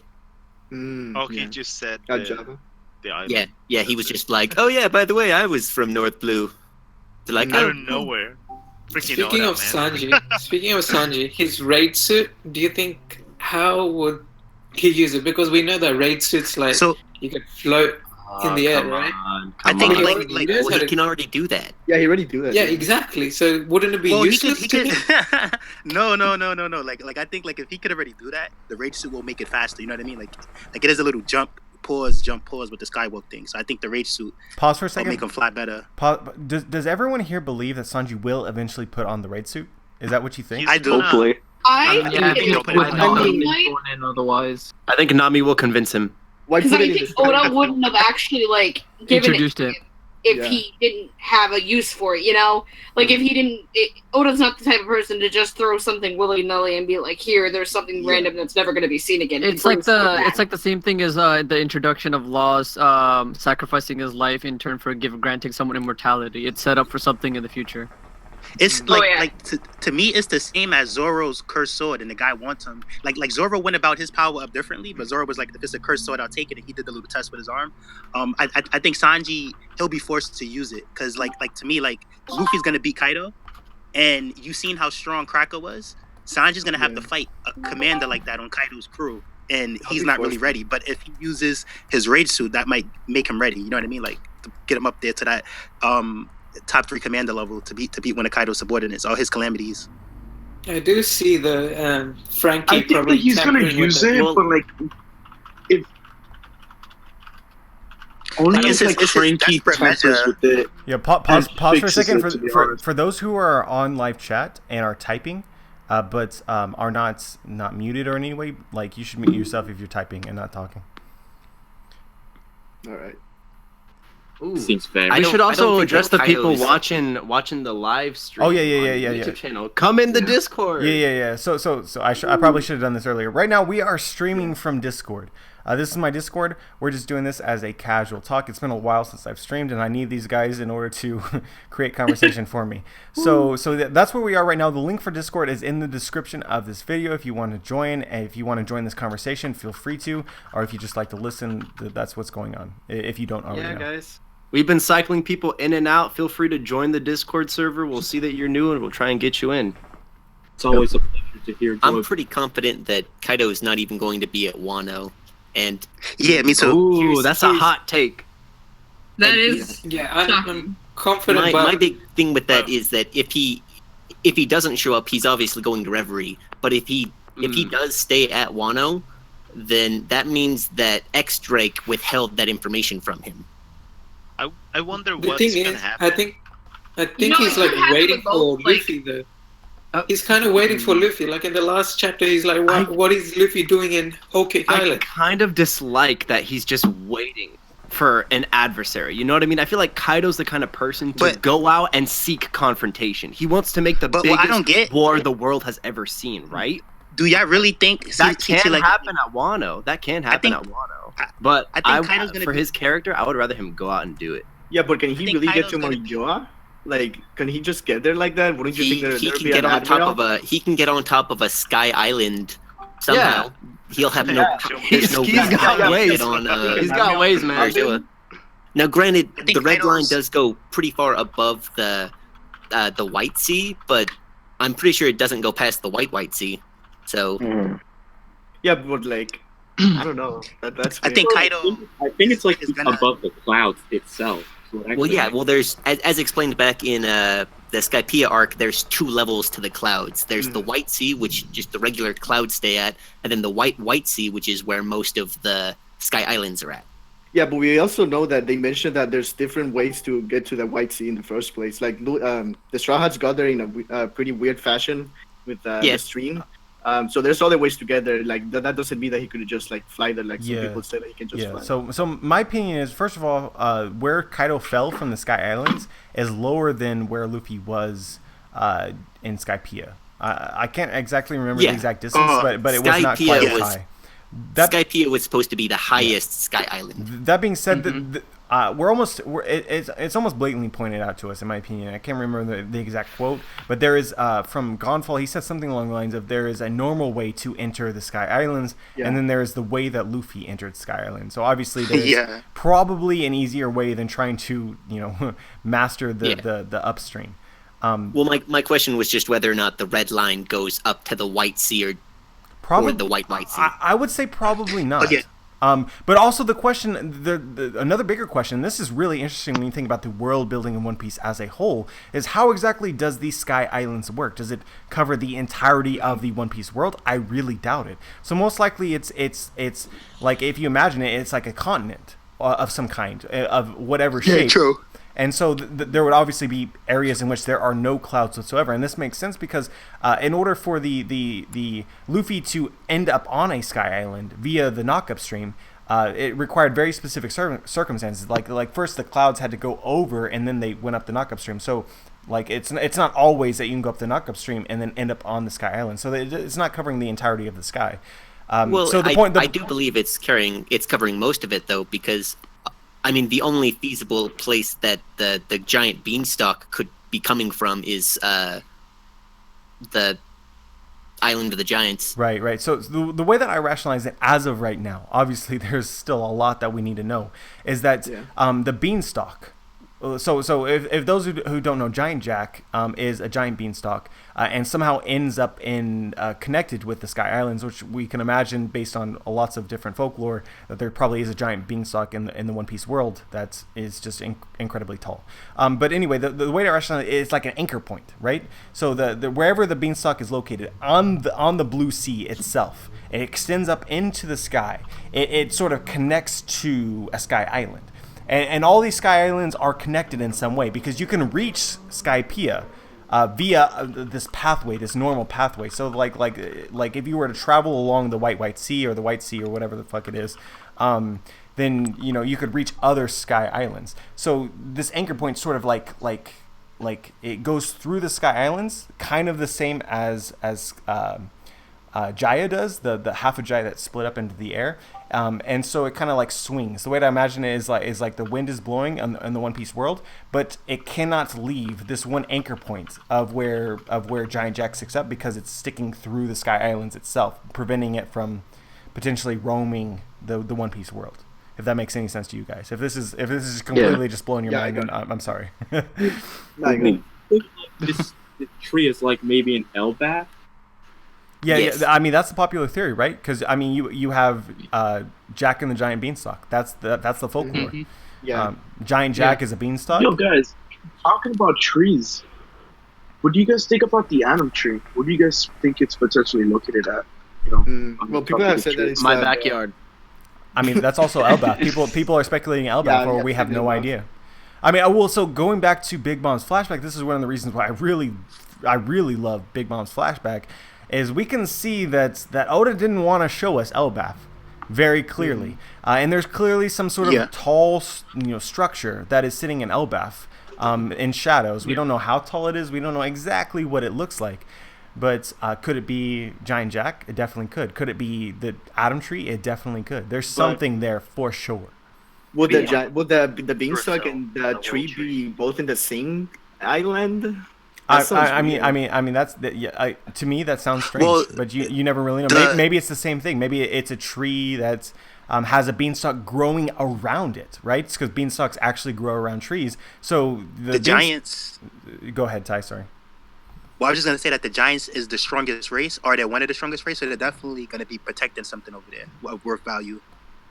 Oh, definitely. There's going to be something, and also I think that another interesting thing about the giants is you have the giant pirates. It's sort of like inherited title, right? Because we saw that I forgot what he's called, like Mountain Beard and Mountainfall.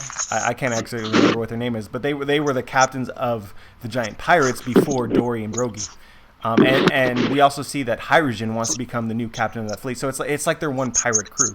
Ambitious. Right. And so my personal theory is that the Ancient Kingdom were pirates. But regardless of whether you believe that or not, I think that there's a tie between pirates and what the Ancient Kingdom sort of was. I think that there's a lot to compare there. So it's quite possible the giants were part of the Ancient Kingdom. I think that would make a lot of sense, which would also sort of support the idea that they would be protecting a poneglyph of some kind. Do you think they were like actually pirates, or they just had the same will that Luffy has of wanting to be really free? Yeah, so when One Piece was first introduced in one of the what is the word for this? The pilot of One Piece, I guess. Oda differentiated different kinds of pirates. There was Peace Main pirates, which were pirates like Luffy, and then there was another pirate. I can't remember exactly what it's called, but it's more like traditional pirates. Think of like Kid or Bartolomeo, who like cause calamity and looking for gold and stuff like that. Like tyranny. Yeah. Chaotic. But so it's like at the very beginning in the pilot of One Piece, Oda sort of differentiated, which I think implies some sort of importance. So the giants, if they were pirates, I think would be more like adventure pirates. Obviously, they wouldn't be attacking things; they would just sort of be out experiencing the world and the challenges that it offers, in my opinion. Now that you mentioned the Big Mom, I saw your video for Elbaf from the giant beanstalk, and I thought we know that the Big Mom got Prometheus from Mother Carmel, right? Mm-hmm. So, and when she destroyed the whole Elbaf, the only way for her to escape, since she had a devil fruit, was maybe from the giant beanstalk. Maybe that's when she went to the Sky Island and she got Zeus. Like, my idea is that Zeus is actually Sky Island, and that she got it because she. I doubt it, because they could. Bro, that would be crazy. I definitely don't believe that in any way, but that would be super cool if that was the case. In theory. Yeah, I mean, if we have any example. Did this come from you? No. Well, I mean. No, wait. Like I was talking, like the Rainbow Homie did look a little bit special. I think it was in your video that you said that like Big Mom possibly could replace Zeus with the Rainbow Homie or something like that. For now, anyway. Me? Did you say that in your video? No, definitely not. No, but I mean that's an interesting thought. Oh. I mean, clearly Big Mom is sort of free with her soul, right? Because she gave her soul to the wave. I mean, is there a limit?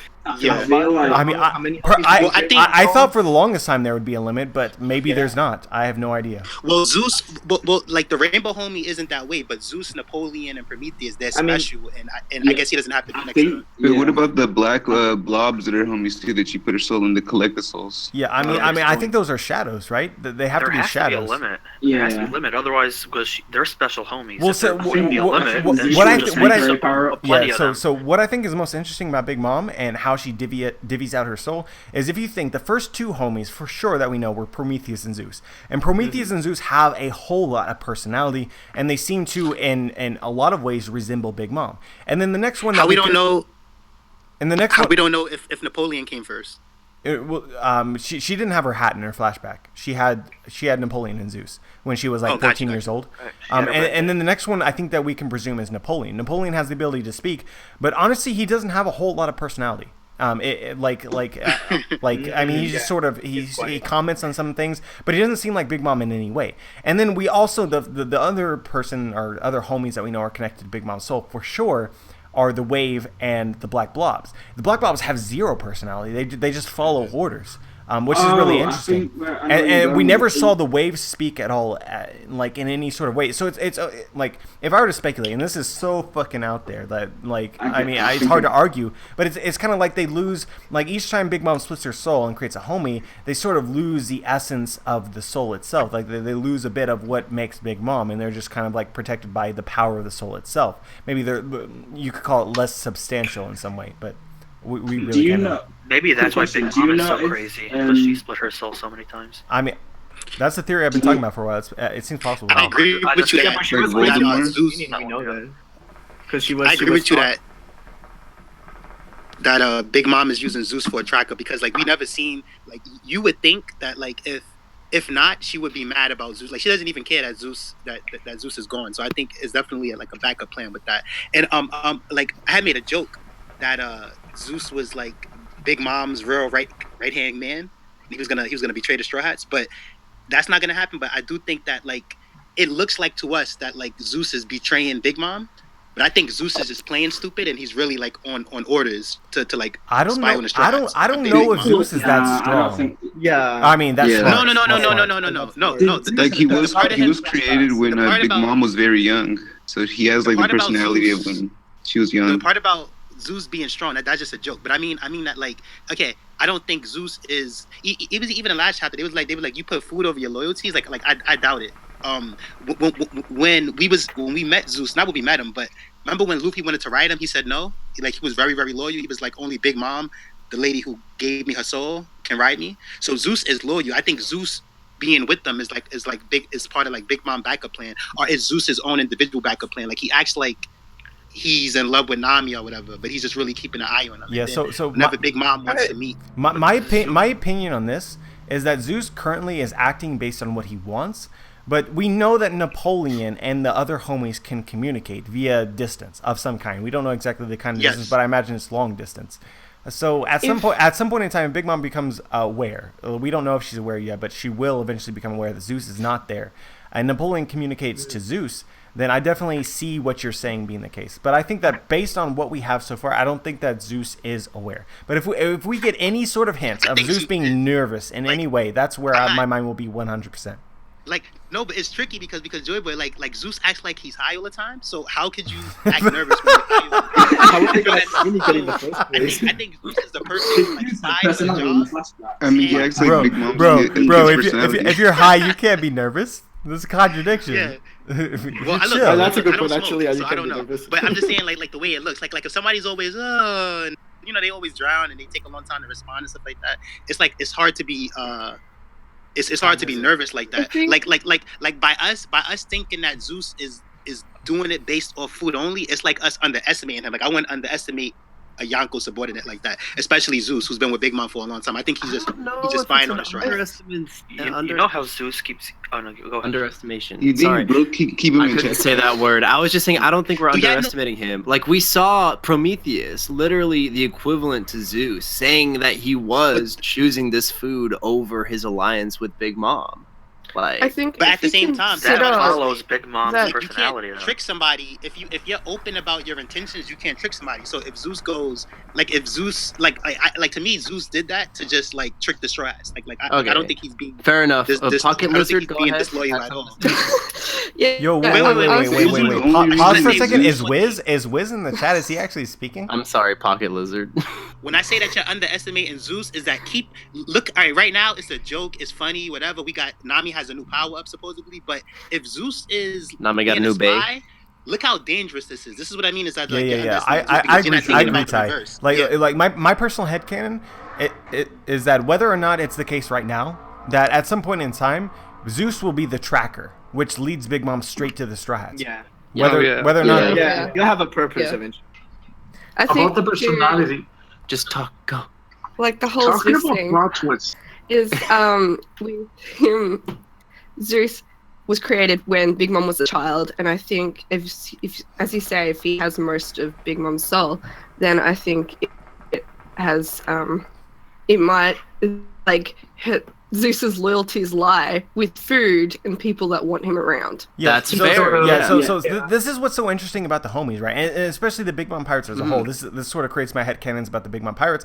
Is Big Mom is very self-centered, and I don't think that it's her fault because I think that she's. I know that's kind of contentious to say that Big Mom is autistic because, you know, there's actual autistic people that exist, and maybe she adds up, maybe she doesn't. But a Big Mom for sure has some sort of mental instabilities, mental incapabilities. And so I don't think that she thinks about anyone else by herself because she's almost incapable of thinking that way. Not that she's not intelligent in certain ways, but she has certain limitations. And so when it comes to her family, she ignores them. And I don't think that she does it with any ill intent. It's just kind of the way that her brain is wired.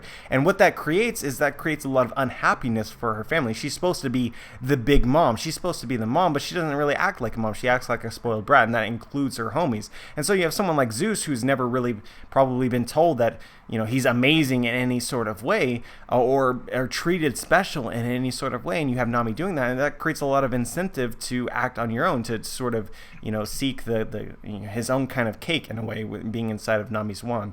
But I mean, he still has, and the family as well still have a loyalty to Big Mom, and at some point I think that, you know, the loyalty will show, even if it's up until the point when Big Mom actually shows up into the story again. Zeus eats all those clouds, so I see Big Mom eventually like getting back at him, like when she catches up to him, she made like a new Zeus homie, like bigger and better than him, and that one like eats him. And like I don't think that would be crazy and really sad. Like that would be sad. I don't think it could work like that. I feel like the devil fruit works, like. I don't think she would destroy her own soul at the same time too. No, it would just the two parts would be incorporated into one. It would eat it, and then that part of the soul would destroy it. I feel like when she made Zeus, it would be like over time Zeus gets like more and more of Big Mom's soul. So like the features of Big Mom are like sort of accentuated even more. So like she couldn't just like go poof Zeus, she gone, and like make a new Zeus stronger. It like takes time. So like the wave. Hold on, pause for a second. It doesn't have any personality. The black balls or whatever they're called, like they don't have any personality because she's just made them for that specific use. Yeah. So hold on a second. Pause for a second. Pause for a second. Pause for a second. Zeus, Prometheus, and Napoleon are like, they're like really strong because like she's made them and she's had them for ages. So like they've got like loads of big soul power in it. So sorry to cut you off. Like, okay, hold on, guys. Sorry to cut you off. Okay, we're gonna just talk over each other the entire time, or are we just gonna do it this way? Kamel, because we saw that Mother Kamel created Prometheus, right? No, that was another one. Hold on, pause for a second, guys. Pause for a second. So we have a donation from Jamaican OPRB man, who says this. Just wanted to say that Ty talks like an auctioneer. Damn right. Bro, Ty, you have an insane talent that I cannot even hope to ever achieve with how quickly you express your thoughts. That being said, he also says this. Also, what do you think has happened to Zoro and company during Whole Cake Island arc? I guess since this is a donation, I'll answer this first. I don't think that Zoro and company are going to be in a good situation whatsoever when the Strats arrive. That's my personal opinion. I think they're in hiding. I don't think they're like. Nah, I don't. Well, Zoro's strong. Like I feel like Zoro's been holding back since like the time skip. But like, I mean, obviously, like it's like Usopp and like the others in it. Like Zoro's basically playing the role of captain. I think that we can be guaranteed, right, that Zoro and company will not have defeated the enemy by the time the Strats arrive. That doesn't seem likely at all. Yeah, that's not, no. They all got the Kaido treatment. Time has passed, for sure. Time has passed. Like, they left Zoe. It took several days to get to Whole Cake Island. And then even now we see while they're in their ship, still not at Wano, already news has leaked to the world, right? So I imagine a week has passed, give or take. Right. In a week, anything can happen in the world of One Piece, especially if you have, Zoro, the samurai, intending on causing some kind of rebellion. Nekomamushi is going to get Marco, so maybe they're biding their time. Maybe they're staying low key for now, but I'm hoping Oda throws something interesting in for what has been occurring over there until we get there. Especially when a week in One Piece lasts like 2 years in our time. Yeah. Mm-hmm. Yo, I got a question for everybody. This is jumping ahead a little bit, but this thought just occurred to me. Luffy's already meddled with one Yonko, and like Big News Morgan's already hyped him up from whatever he did in Whole Cake. If Luffy, whoever participates even, but Luffy's obviously, if Big News Morgan's gonna hype him up again, whatever the case may be, after Wano takes place, and let's say in a scenario Kaido is taken down. Yeah. Where does Luffy go from here? Like Luffy's already considered a fifth emperor at this point. How much more hype and like does the government at that point take action? Then he'll be not take action now. One at a time. One at a time. That bounty now. I feel like the Reverie is going to be like serious, like yo, this guy's a threat. Like Luke, obviously the way Big News Morgan's like worded it, played on like facts, but obviously it's like not real like facts. Like it wasn't like, oh my god, like Luffy exaggerated. Like, it's really exaggerated. So I don't think it was really exaggerated. I think Joy Boy did a good job of explaining it. He's like, it's not exactly what happened, but in a way, Luffy did kind of do it. Yeah, exactly. Like, it's an exaggeration of the truth. But it makes Luffy seem stronger than he is. But all the Yonko know, like, this guy's not actually this strong. With his bounty now, do you guys think that bounty is in the range of the actual Yonko bounty, or no? Okay, guys. What's your idea of in range? Hold on. We're gonna start this conversation in just a second. I'm gonna lead this off.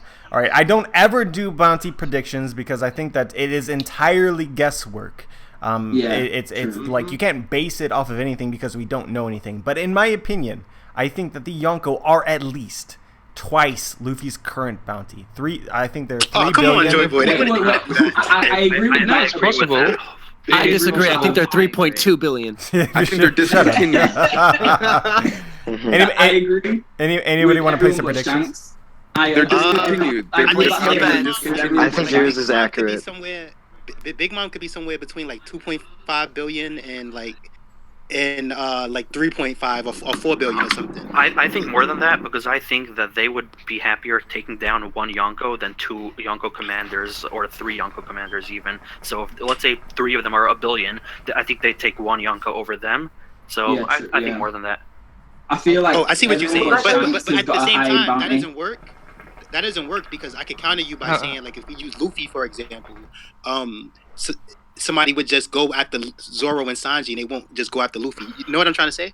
Well, with his old bounty anyway, not his new one. Like the captain isn't always like way higher than his subordinates. If we're putting all the Yonkos at such high bounties, where does like Dragon sit in all of this? I've been wondering about Dragon has the highest bounty. I feel like Dragon's got the highest bounty. Yeah, Dragon's got 10 billion. Has Just the put it at highest that. since he's considered the most dangerous. You know. Yeah. But what Luffy being a Yonko means? Since Luffy's an emperor, like my thoughts on the power levels of the emperor is different now, because it's like now, like before they made it seem like all 4 was equal, or all 4 was very, very close to being equal. Now we know that's not true, because Blackbeard came at a disadvantage at first. Luffy's at a disadvantage at first because he's new. So I think that like if Kaido gets taken down first, he's definitely the weakest, and like whatever Yonko gets taken down last. And before that bounty, like we still like 5 billion. I mean, Blackbeard didn't really come at a disadvantage. It was he was recognized a year into the time skip after he took down Marco and his crew again, and then he took over multiple territories during that year. So it took he came in at a disadvantage as far as like, okay, when Blackbeard first became a Yonko, he wasn't strong enough to beat any of the other ones. You know what I mean? Luffy now. He's not. That's probably the case for every. Blackbeard even said to Shanks, he's like, we were the Yonko before, and now they are. Yo, but what do y'all think about like? Now that we're saying this, like what do y'all think about him telling Shanks, "Nah, we ain't ready"? But then he gave Marco and them the overwhelming defeat.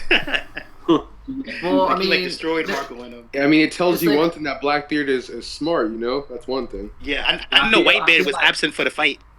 Yeah, true. Still. Yeah, and we should consider actually. I'm finally back.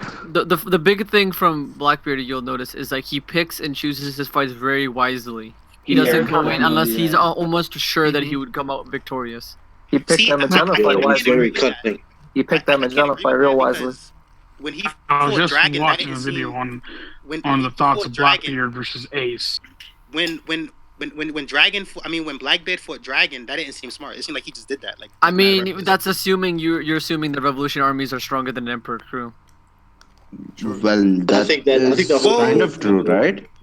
Well, since Dragon is just Dragon didn't get captured by Blackbeard, something happened. You know what I mean? Like, well, no, we know that they just. Knows? And as far as we know, we don't even know if all the Revolution army there. It could have been just a few members of his, because remember he says gather all the members. So clearly all the members of Revolution weren't there. Whereas all of I'm assuming all of besides all of the Blackbeard parts were there, because we saw Burgess that was. I don't like to put like what's that called, like I don't want to underestimate Sabo and Dragon. Like, to me, like Sabo has been shown to have great hockey since he was little. Like, I don't think he didn't know that Burgess was there. I think he knew Burgess was there. He let him on or whatever to go on the island. I think Dragon knew, and for whatever reason, like I don't know what Dragon plan was, but like I think Dragon, it's like right after Burgess ordered everybody to come, Dragon's like, oh yeah, have all the commanders come. Like if Dragon wanted a confrontation. Ty, you know what this means? That means that Luffy is Yonko level. That means that Anime Fan Talk was right, and Sabo is Yonko level. Oh, wait, hold on. I was gonna use that because like I don't think that individually, like I think Sabo's stronger than Luffy still. Like I don't think this means. Yeah, that's true. Luffy just has all the luxuries around him, like the other crews and the other stuff, making him a bigger threat than Sabo is. Especially since Luffy's a leader and Sabo's a follower.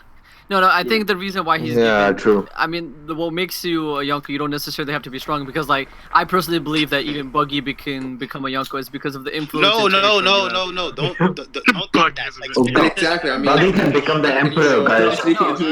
I mean, you're tired. It's been foreshadowed already before Dressrosa. Buggy even said that he's gonna become Yonko. But you gotta keep in mind that Buggy being a Ichibukai and Luffy being an emperor is two different things. Luffy actually did what he actually did a lot of that stuff. They just changed. Yeah, but a lot of it no. He's gonna be blamed for it by accident. Like this is a lot of it was Buggy completely did nothing.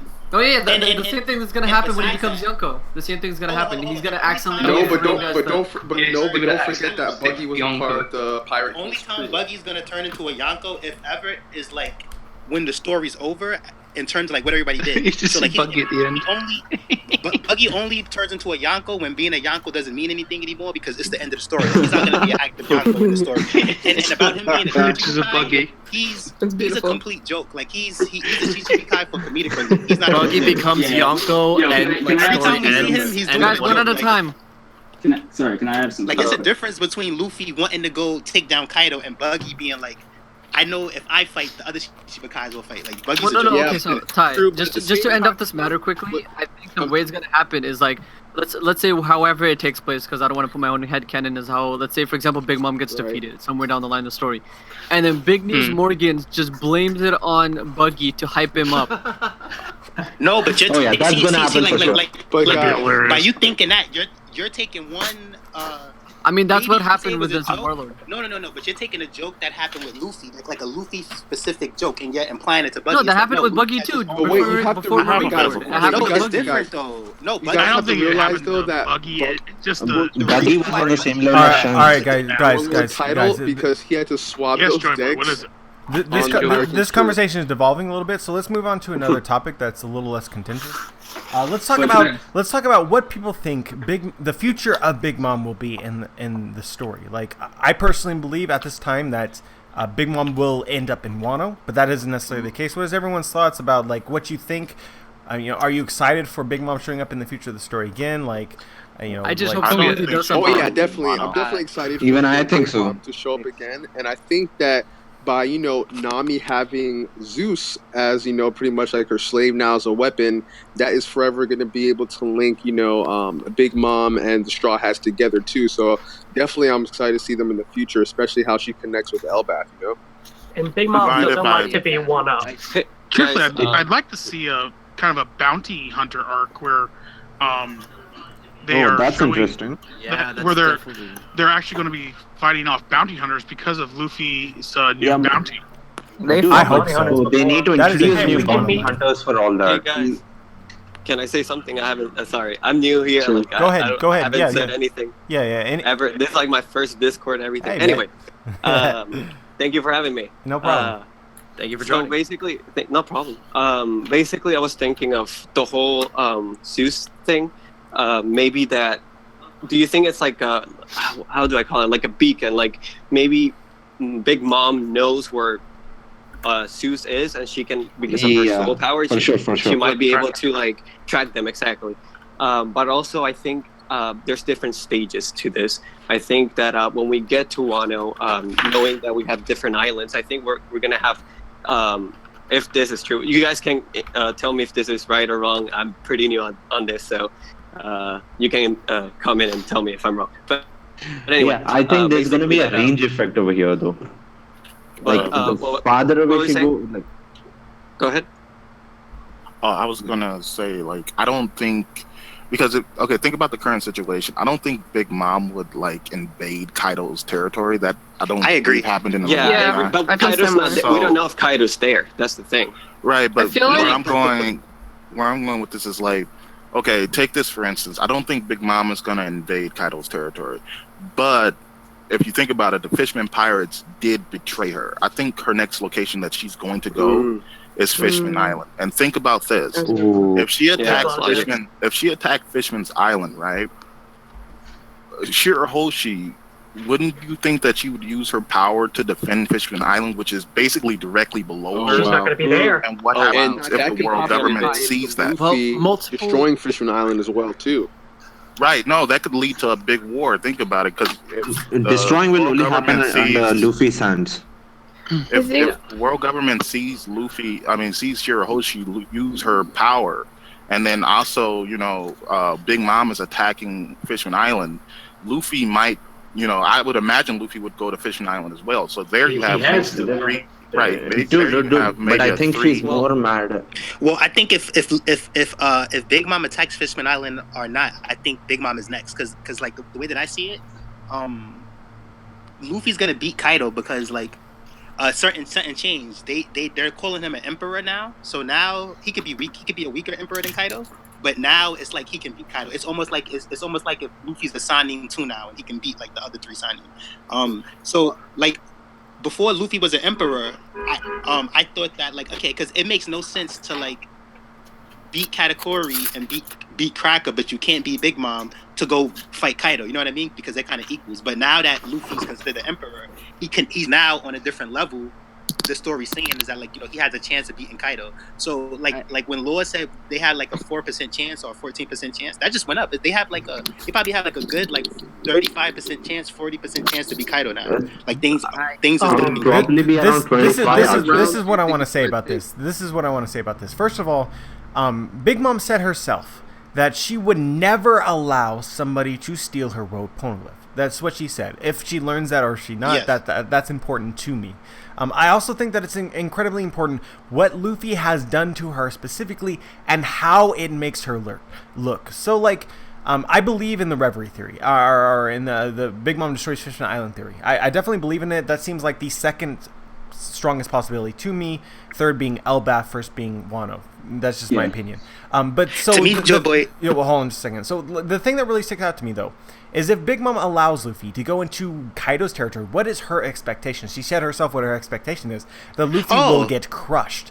And so how does that make the Big Mom Pirates look if Luffy went into her territory and made her look bad, and then went into Kaido's territory and were defeated? I don't think that makes Big Mom look good, and I don't think that that's what Big Mom wants to happen, which is how I would sort of justify how Big Mom would, and perhaps not in a smart move, but in a move that makes sense, go after the Strat Pirates, even in Kaido's territory, just so that she can eliminate any bad press that has happened because of Luffy. That's just my opinion. Yeah. Can I throw in on that one? Go ahead. Yeah. So, okay, I agree with you when you say, like, Big Mom wouldn't want Luffy to be defeated by Kaido. But I think we're kind of forgetting that she still, like, has the Fishman Pirates. We don't know if she killed them or what. Technically, she could go to Fishman Island and use that as, like, a bait to lure Luffy away from Kaido's territory, to get him back on her turf. Yeah, true, but I don't think Wano, Oda is going to do that, because Oda has been hyping up Wano so much that he doesn't even want to do something of that tangent. Yeah. I didn't want to go here, but I'm kind of thinking, I don't think Luffy's going to beat Kaido the first time around. I think with the setup of Law's ability... Yeah, true. Like Water 9, right? I think he's going to lose. I think Law's going to help him get back to his full health, and then we're going to have like a mini Fishman Island arc. Yeah, I feel like Law's going to die in Wano. Like, I feel like it's like 70%, I think. Not sure completely. But Kaido's gonna beat the shit out of Luffy, and Law's gonna help him out with the surgery that Doflamingo was talking about. You guys remember, right? So yeah, he has a special power with the infinite life surgery. Right, that's what I was thinking. Yeah, so he's gonna get full health over there, and by the time like Luffy has full health, maybe Kaido can attack the Reverie, for God's sake. Who knows? I can't tell with Oda anything, so that might happen, and Luffy might chase Kaido and then fight like in the second location, similar to Water 7, like Ennis Lobby. Because if you think about it, okay, you kind of put me on a tangent here.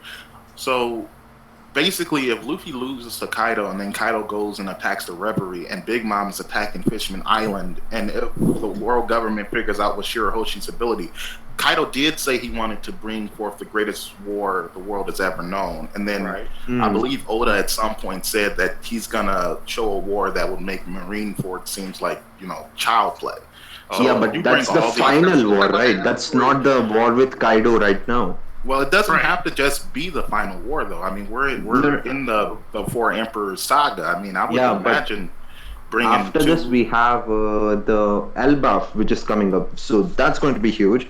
I personally feel like after Elbaf is going to come the final war when Luffy is going to gain One Piece, like at least know what One Piece is, like along with Blackbeard, and then there's going to be a war, three-way war between Blackbeard and his alliance and Luffy's alliance and the world government. What do you guys think? I think it's too soon. I think it's going to be a little bit further off. Yeah. That's what this is after Elbaf. Can I ask No, I feel like even after Elbaf. So, what? Can I ask like two questions that it's not about Elva and this kind of stuff, but I was wondering, like, first of all, we know that the coating only applies when you are near the Sabondi archipelago, right? Yeah. So like, but the Whitebeard pirates, like, they had their ship coated, and they appeared in the middle of the Marineford, right? Marineford and Sabondi are like near, aren't they? Yeah, the super neo. Yeah, like, does it apply, or like can I believe anyone the code? coating works underwater no matter where you're at, as long as you have your ships coated near Sabondi or have someone who has True. Right, that makes has the sense. product. The fluids are needed from Sabondi, but it can be coated anywhere in the world. But the fluids are specific to Sabondi. Yeah. I'm sorry, it sounds wrong. Yeah, my personal opinion here on this is that the coating does work anywhere. However, it doesn't actually, activate or apply its effects of protecting the ship unless it's near Sabondi. Marineford is was on the same side as at the time it was on the same side as Sabondi, in the Grand Line portion of the Grand Line. So it made sense for Whitebeard to sneak in that way, but you can't use this technology anywhere, which actually adds to the mystery of the tree itself, which produces this material. It's important. It's called the Sunlight Eve tree, to add to the great trees along the Atom tree. Definitely has some major role. Can I ask a question, Joyboy? Go ahead. Why do you think that Oda is introducing submarines so much more in the story now? Do you think that something's going to happen where submarines going to play a big part? Because up till now, like, the only submarine we've seen is Laws, and everybody else had to coat their ships. But it's hard to say exactly. First of all, I think coating the ships also protects from pressure. So you could go a lot deeper with coating than you could with the submarine, I think. That being said, I'm not certain if it's important or not. It really is up to Oda. Like I don't think that you can point to one additional submarine being pointed out in the story and say, oh, now submarines are important in some way. Like it's hard to say. I have an idea. What if there are sky islands which are fallen from the sky into the ocean, deep under the ocean? Like, that might be another island, right? So because of that, Oda might have been introducing the submarines to go to that place. Another interesting question is what are the capabilities of the Pluton, right? Could it be a submarine? We really don't know. It could be the case. Could be important to explore the underwater, especially when it comes to finding Raftel. You really never know. So it definitely could play a role. But so talking about the submarines, I had like a crazy theory or a crazy thought. So basically, we know in chapter 903 that we had, what was it? The submarine, the people, the random pirates that came in. They were capturing the princesses, if you noticed. Well, I was thinking, now that Shirahoshi's coming, isn't it weird that some random pirates were getting princesses out of nowhere, and then Shirahoshi's coming too? So what do you think about that? I don't know if you can help me here. Yeah, so foreshadowing. My personal opinion is that it was purely context to introduce Kobe again. Yeah. Okay. That being said, it can always be interpreted as some kind of foreshadowing. You can never really know with Oda because he's a sly bastard. It could be. But for Shirahoshi to be kidnapped by some random pirates and successfully kidnapped, I find unbelievable at this moment. I think that for sure the fishmen have to be present for Reverie with no worries in order to discuss what it is that they want to discuss. And then after then, I think that Shirahoshi is a free agent for anything and everything to possibly occur to her. Yeah, it's like the ending might be so chaotic that a lot of people get kidnapped. Like, that could be the ending of Reverie by some pirates kidnapping a few royal people. What do you guys think? Ooh, the kidnapping art. Is there any chance that you guys think Garp could show up at the Reverie in response to Dragon and the Revolutionaries?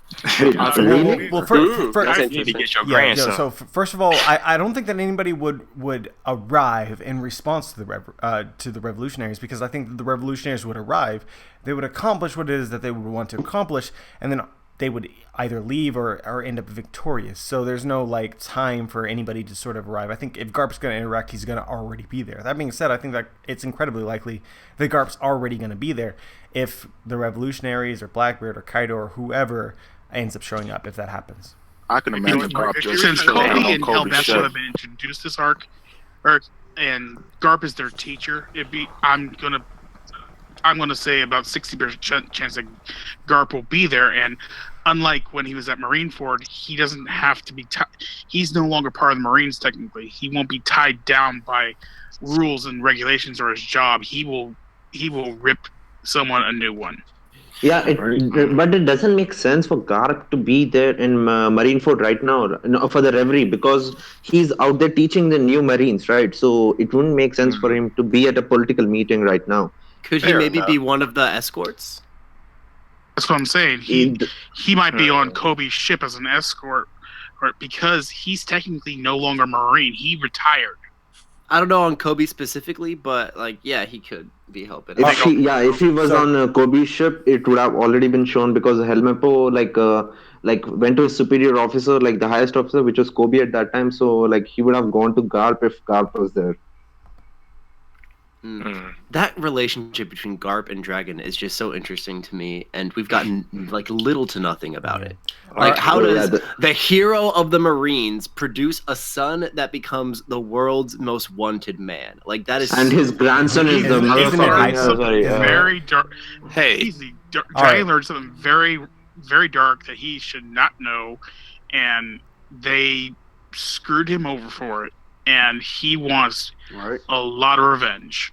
All right, guys. Do you guys think that so pause for a second. Pause for a second. I want to apologize to yes, like at any moment he actually had a conversation or had like he did. It's in the manga. All right, guys. So we're at a point in the stream where it's about time to wrap it up. But I want to apologize to everyone who's waiting, who didn't get a chance to get into this stream, and I want to apologize to anybody who was in the stream and didn't get a chance to speak. I'm hoping to do this kind of stream maybe once per month if I can manage it, maybe twice per month. We'll try and see. But I think that I should do more streams. I absolutely love interacting with all of you, hearing your guys' opinions. I think that this was wonderful. Every single person who chimed in today, like I think that this was great. But we're gonna go ahead and call it here at 2 hours and 14 minutes. Joe boy, one thing. Let me say one thing. 2 hours. One thing. I'm TOD King. How you doing? Oh, hold on. Say that again. What? I'm TOD King. How you doing? I'm doing I'll be in the next stream, bro. How you doing? I had one question that I've been waiting to ask somebody for a long time. Yeah. That's good. Anybody who hasn't spoken who's in the stream currently, go ahead and speak your questions. That makes more sense. The question is very, very simple. We received knowledge of Law's extra power, not from Law, but from Doflamingo, which means there's knowledge out there that this power exists and that it has been used before. Do you have any idea who's out there living right now who is, in fact, like a living immortal? And do you think that if Law met this person that the previous owner used the fruit on, that Law could take it away from them? Yeah, so I mean, I guess this adds up with the popular theory that Kaido was made immortal by the fruit, and that Law would use the ability to make Kaido vulnerable again, which would be the only way to defeat him as of now. That's the popular theory. I don't know if I buy that or believe that. I think personally Kaido is some sort of experiment or creature that is an abnormal being that is just incredibly durable and not it all it all kind of depends on if Kaido is immortal or Kaido is invincible. If Law's ability makes him invincible, then it would match up with Kaido's ability, like falling from a sky island, not suffering any a scratch, right? That's more invincible. Whereas immortal is eternal life. So it doesn't necessarily mean that you cannot take damage. It's just that you wouldn't die of natural causes. Anyway, regardless of how it puts it out, that's a popular theory. Another person or people that people speculate as to who could be immortal because of this ability used in the past is obviously the Gorosei. I personally do not believe that the Gorosei are that old. My personal opinion on the topic is that maybe some of the celestial dragons are actually immortal. That makes a whole lot more sense to me than the Gorosei. But I mean, it could be both either. Another person people point to is Kureha, given how old she is, and she constantly points out like how young she is, and asks people ask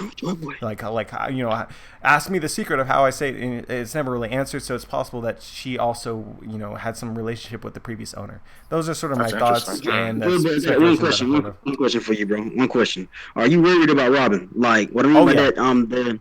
Yeah. So you are worried about Robin, right? You know why? Oh, because she can read the poneglyphs, and everyone wants to read the poneglyphs? So, yeah, that's why I asked. Yeah, I mean, definitely. Like Nekomamushi said it outright. This is one of those classic Oda foreshadowings, where when characters say something that isn't really relevant to say at the time, I think of it as something that will become important, will become relevant in the future. Nekomamushi points out everyone's going to be coming after you, Robin. I see it as, well, somebody in the future is going to try and grab Robin, similar to what happened before the time skip with the world government. I'm thinking about Blackbeard. I'm thinking about Kaido, and I'm thinking about characters that I've never even heard of before that are potentially interested in taking them out. Even the world government could try again, but I expect Oda to write it in kind of a different way than previously, especially with the growth of the Strats. I think the growth of the Strats is incredibly important. And like before, Robin didn't really believe that the Strats would survive. That's why she sort of turned herself in and did what she could in order to save them. But her mindset and the Strats' mindset has changed, which means that it's not a matter of turning herself in; it's a matter of fighting, which could be, I think, really cool. good point. Because even if Big Mom had all if Big Mom had all the poneglyphs, it's not like she could find Raftel without Robin. Well, see, the difference between Big Mom and Kaido, the difference between the Three-Eyed Tribe may have something to do with that. Yeah. So the difference between Big Mom and Kaido and Blackbeard in this situation is that Big Mom already has, she perceives a way, or she imagines a way in which she can read the poneglyphs in the future with Pudding, which means that I don't think Big Mom is a candidate to try and go after Robin because she already sort of envisions her way. But when you're talking about Kaido, when you're talking about Blackbeard, what are their ways to read the poneglyphs if they don't have the voice of all things? They have no other way. So what are they going to gravitate towards? They're going to gravitate towards ways that they can find. And what is the most common person associated with being able to read the poneglyphs? That would be Robin. So that's why those two characters make a lot more sense to me. Member of the Three-Eyed Tribe. Blackbeard could also have the voice. What do you guys think? Blackbeard could have it like similar to Roger and Luffy. Yeah, it's definitely possible. We just lack anything definitive to confirm. Do we think Kaido actually?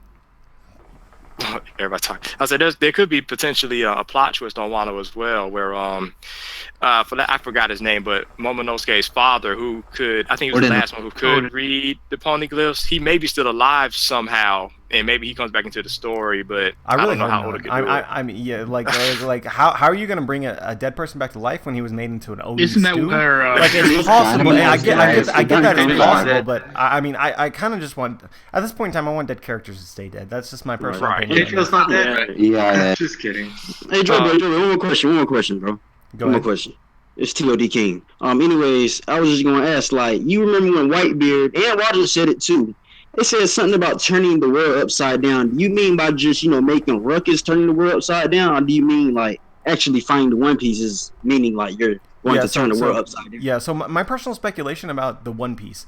And I think that there's a lot about the One Piece that we could never speculate, or even if we could speculate, we could never believe in, even if that was the case. But I think that one aspect of the One Piece that we can believe in and that we can speculate is that it involves the true history. Roger, it was a priority during his journey in order to find the poneglyphs and to read the poneglyphs, which means that if you're talking about Roger's treasure, Roger isn't really painted as a person who values gold and silver and in the same way as other pirates. I think that like the fact that he's searching for poneglyphs implies that a huge part of it, like even with the beginning of the story of One Piece, right? Luffy's treasure is his crew and his straw hat. It's not something materialistic. It's not something that would be typically associated as a treasure. I think Roger's treasure would be similar. So I think that the history is part of that. And based on what we got from Clover as to the true history is that there's a lot of shenanigans that could have happened that doesn't make the world government look good. So when Whitebeard talks about finding the One Piece is going to shake the world and it's going to create a war, or whatever specifically that he said, I think that part of that involves understanding the true history, which Whitebeard might have learned from Roger, because we saw in a flashback that Whitebeard, Roger basically told him, like, where's Raftel? He might have told him more than that. So I think that when you find the One Piece, I think that there are other things associated with the One Piece than the true history. I think that that's more typical of Oda to introduce elements that are less predictable. But I think part of it will be the history, and part of it will set the Straw Hats' eyes on the world government itself and changing the world as a whole, which is, I think, very fitting for a shonen anime, personally.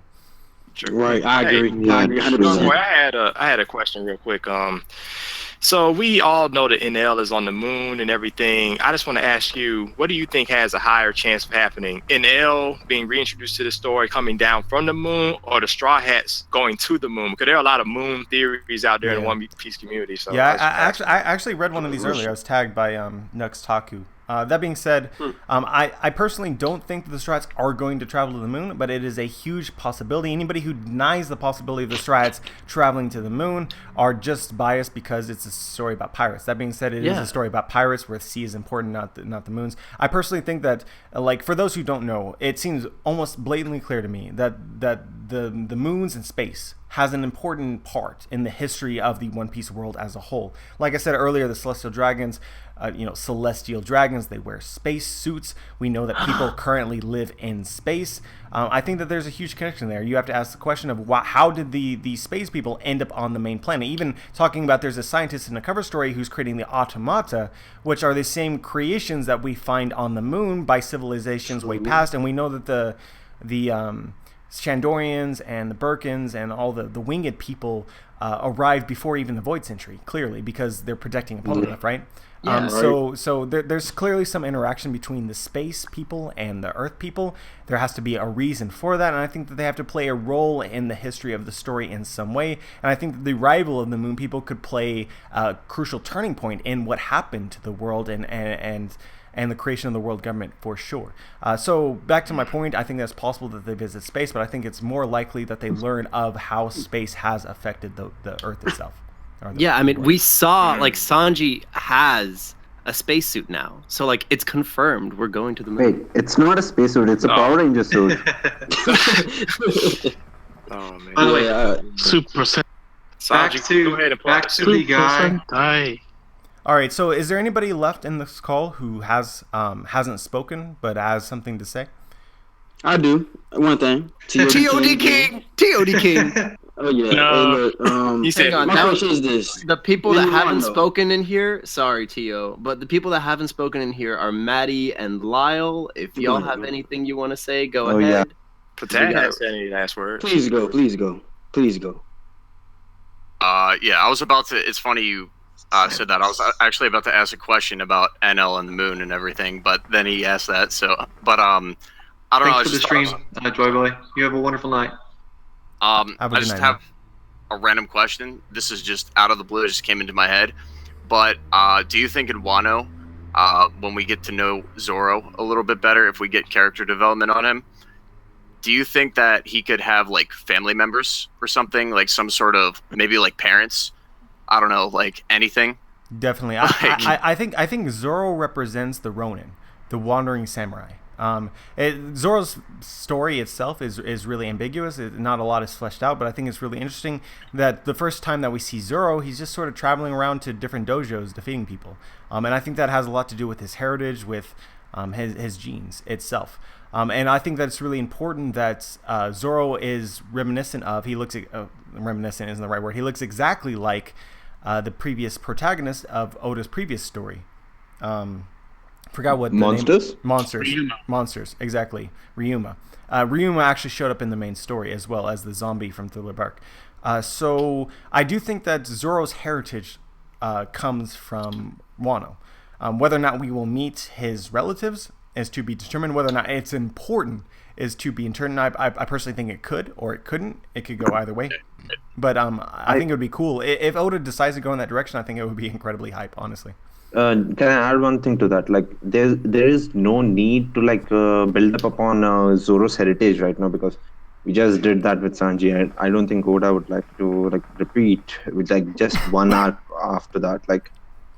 It's too nearby. Yeah, the counter theory to this is that Sanji is the start for us learning more about Nami's heritage. We don't know who her actual parents are, but she seems to be a prodigy when it comes to weather. That could be important. Frankie's parents previously were pirates, but we don't know who they are. A lot of people have pointed to theories which say that certain members of the Revolutionary Army look like Frankie. That could be the case. That could not be the case.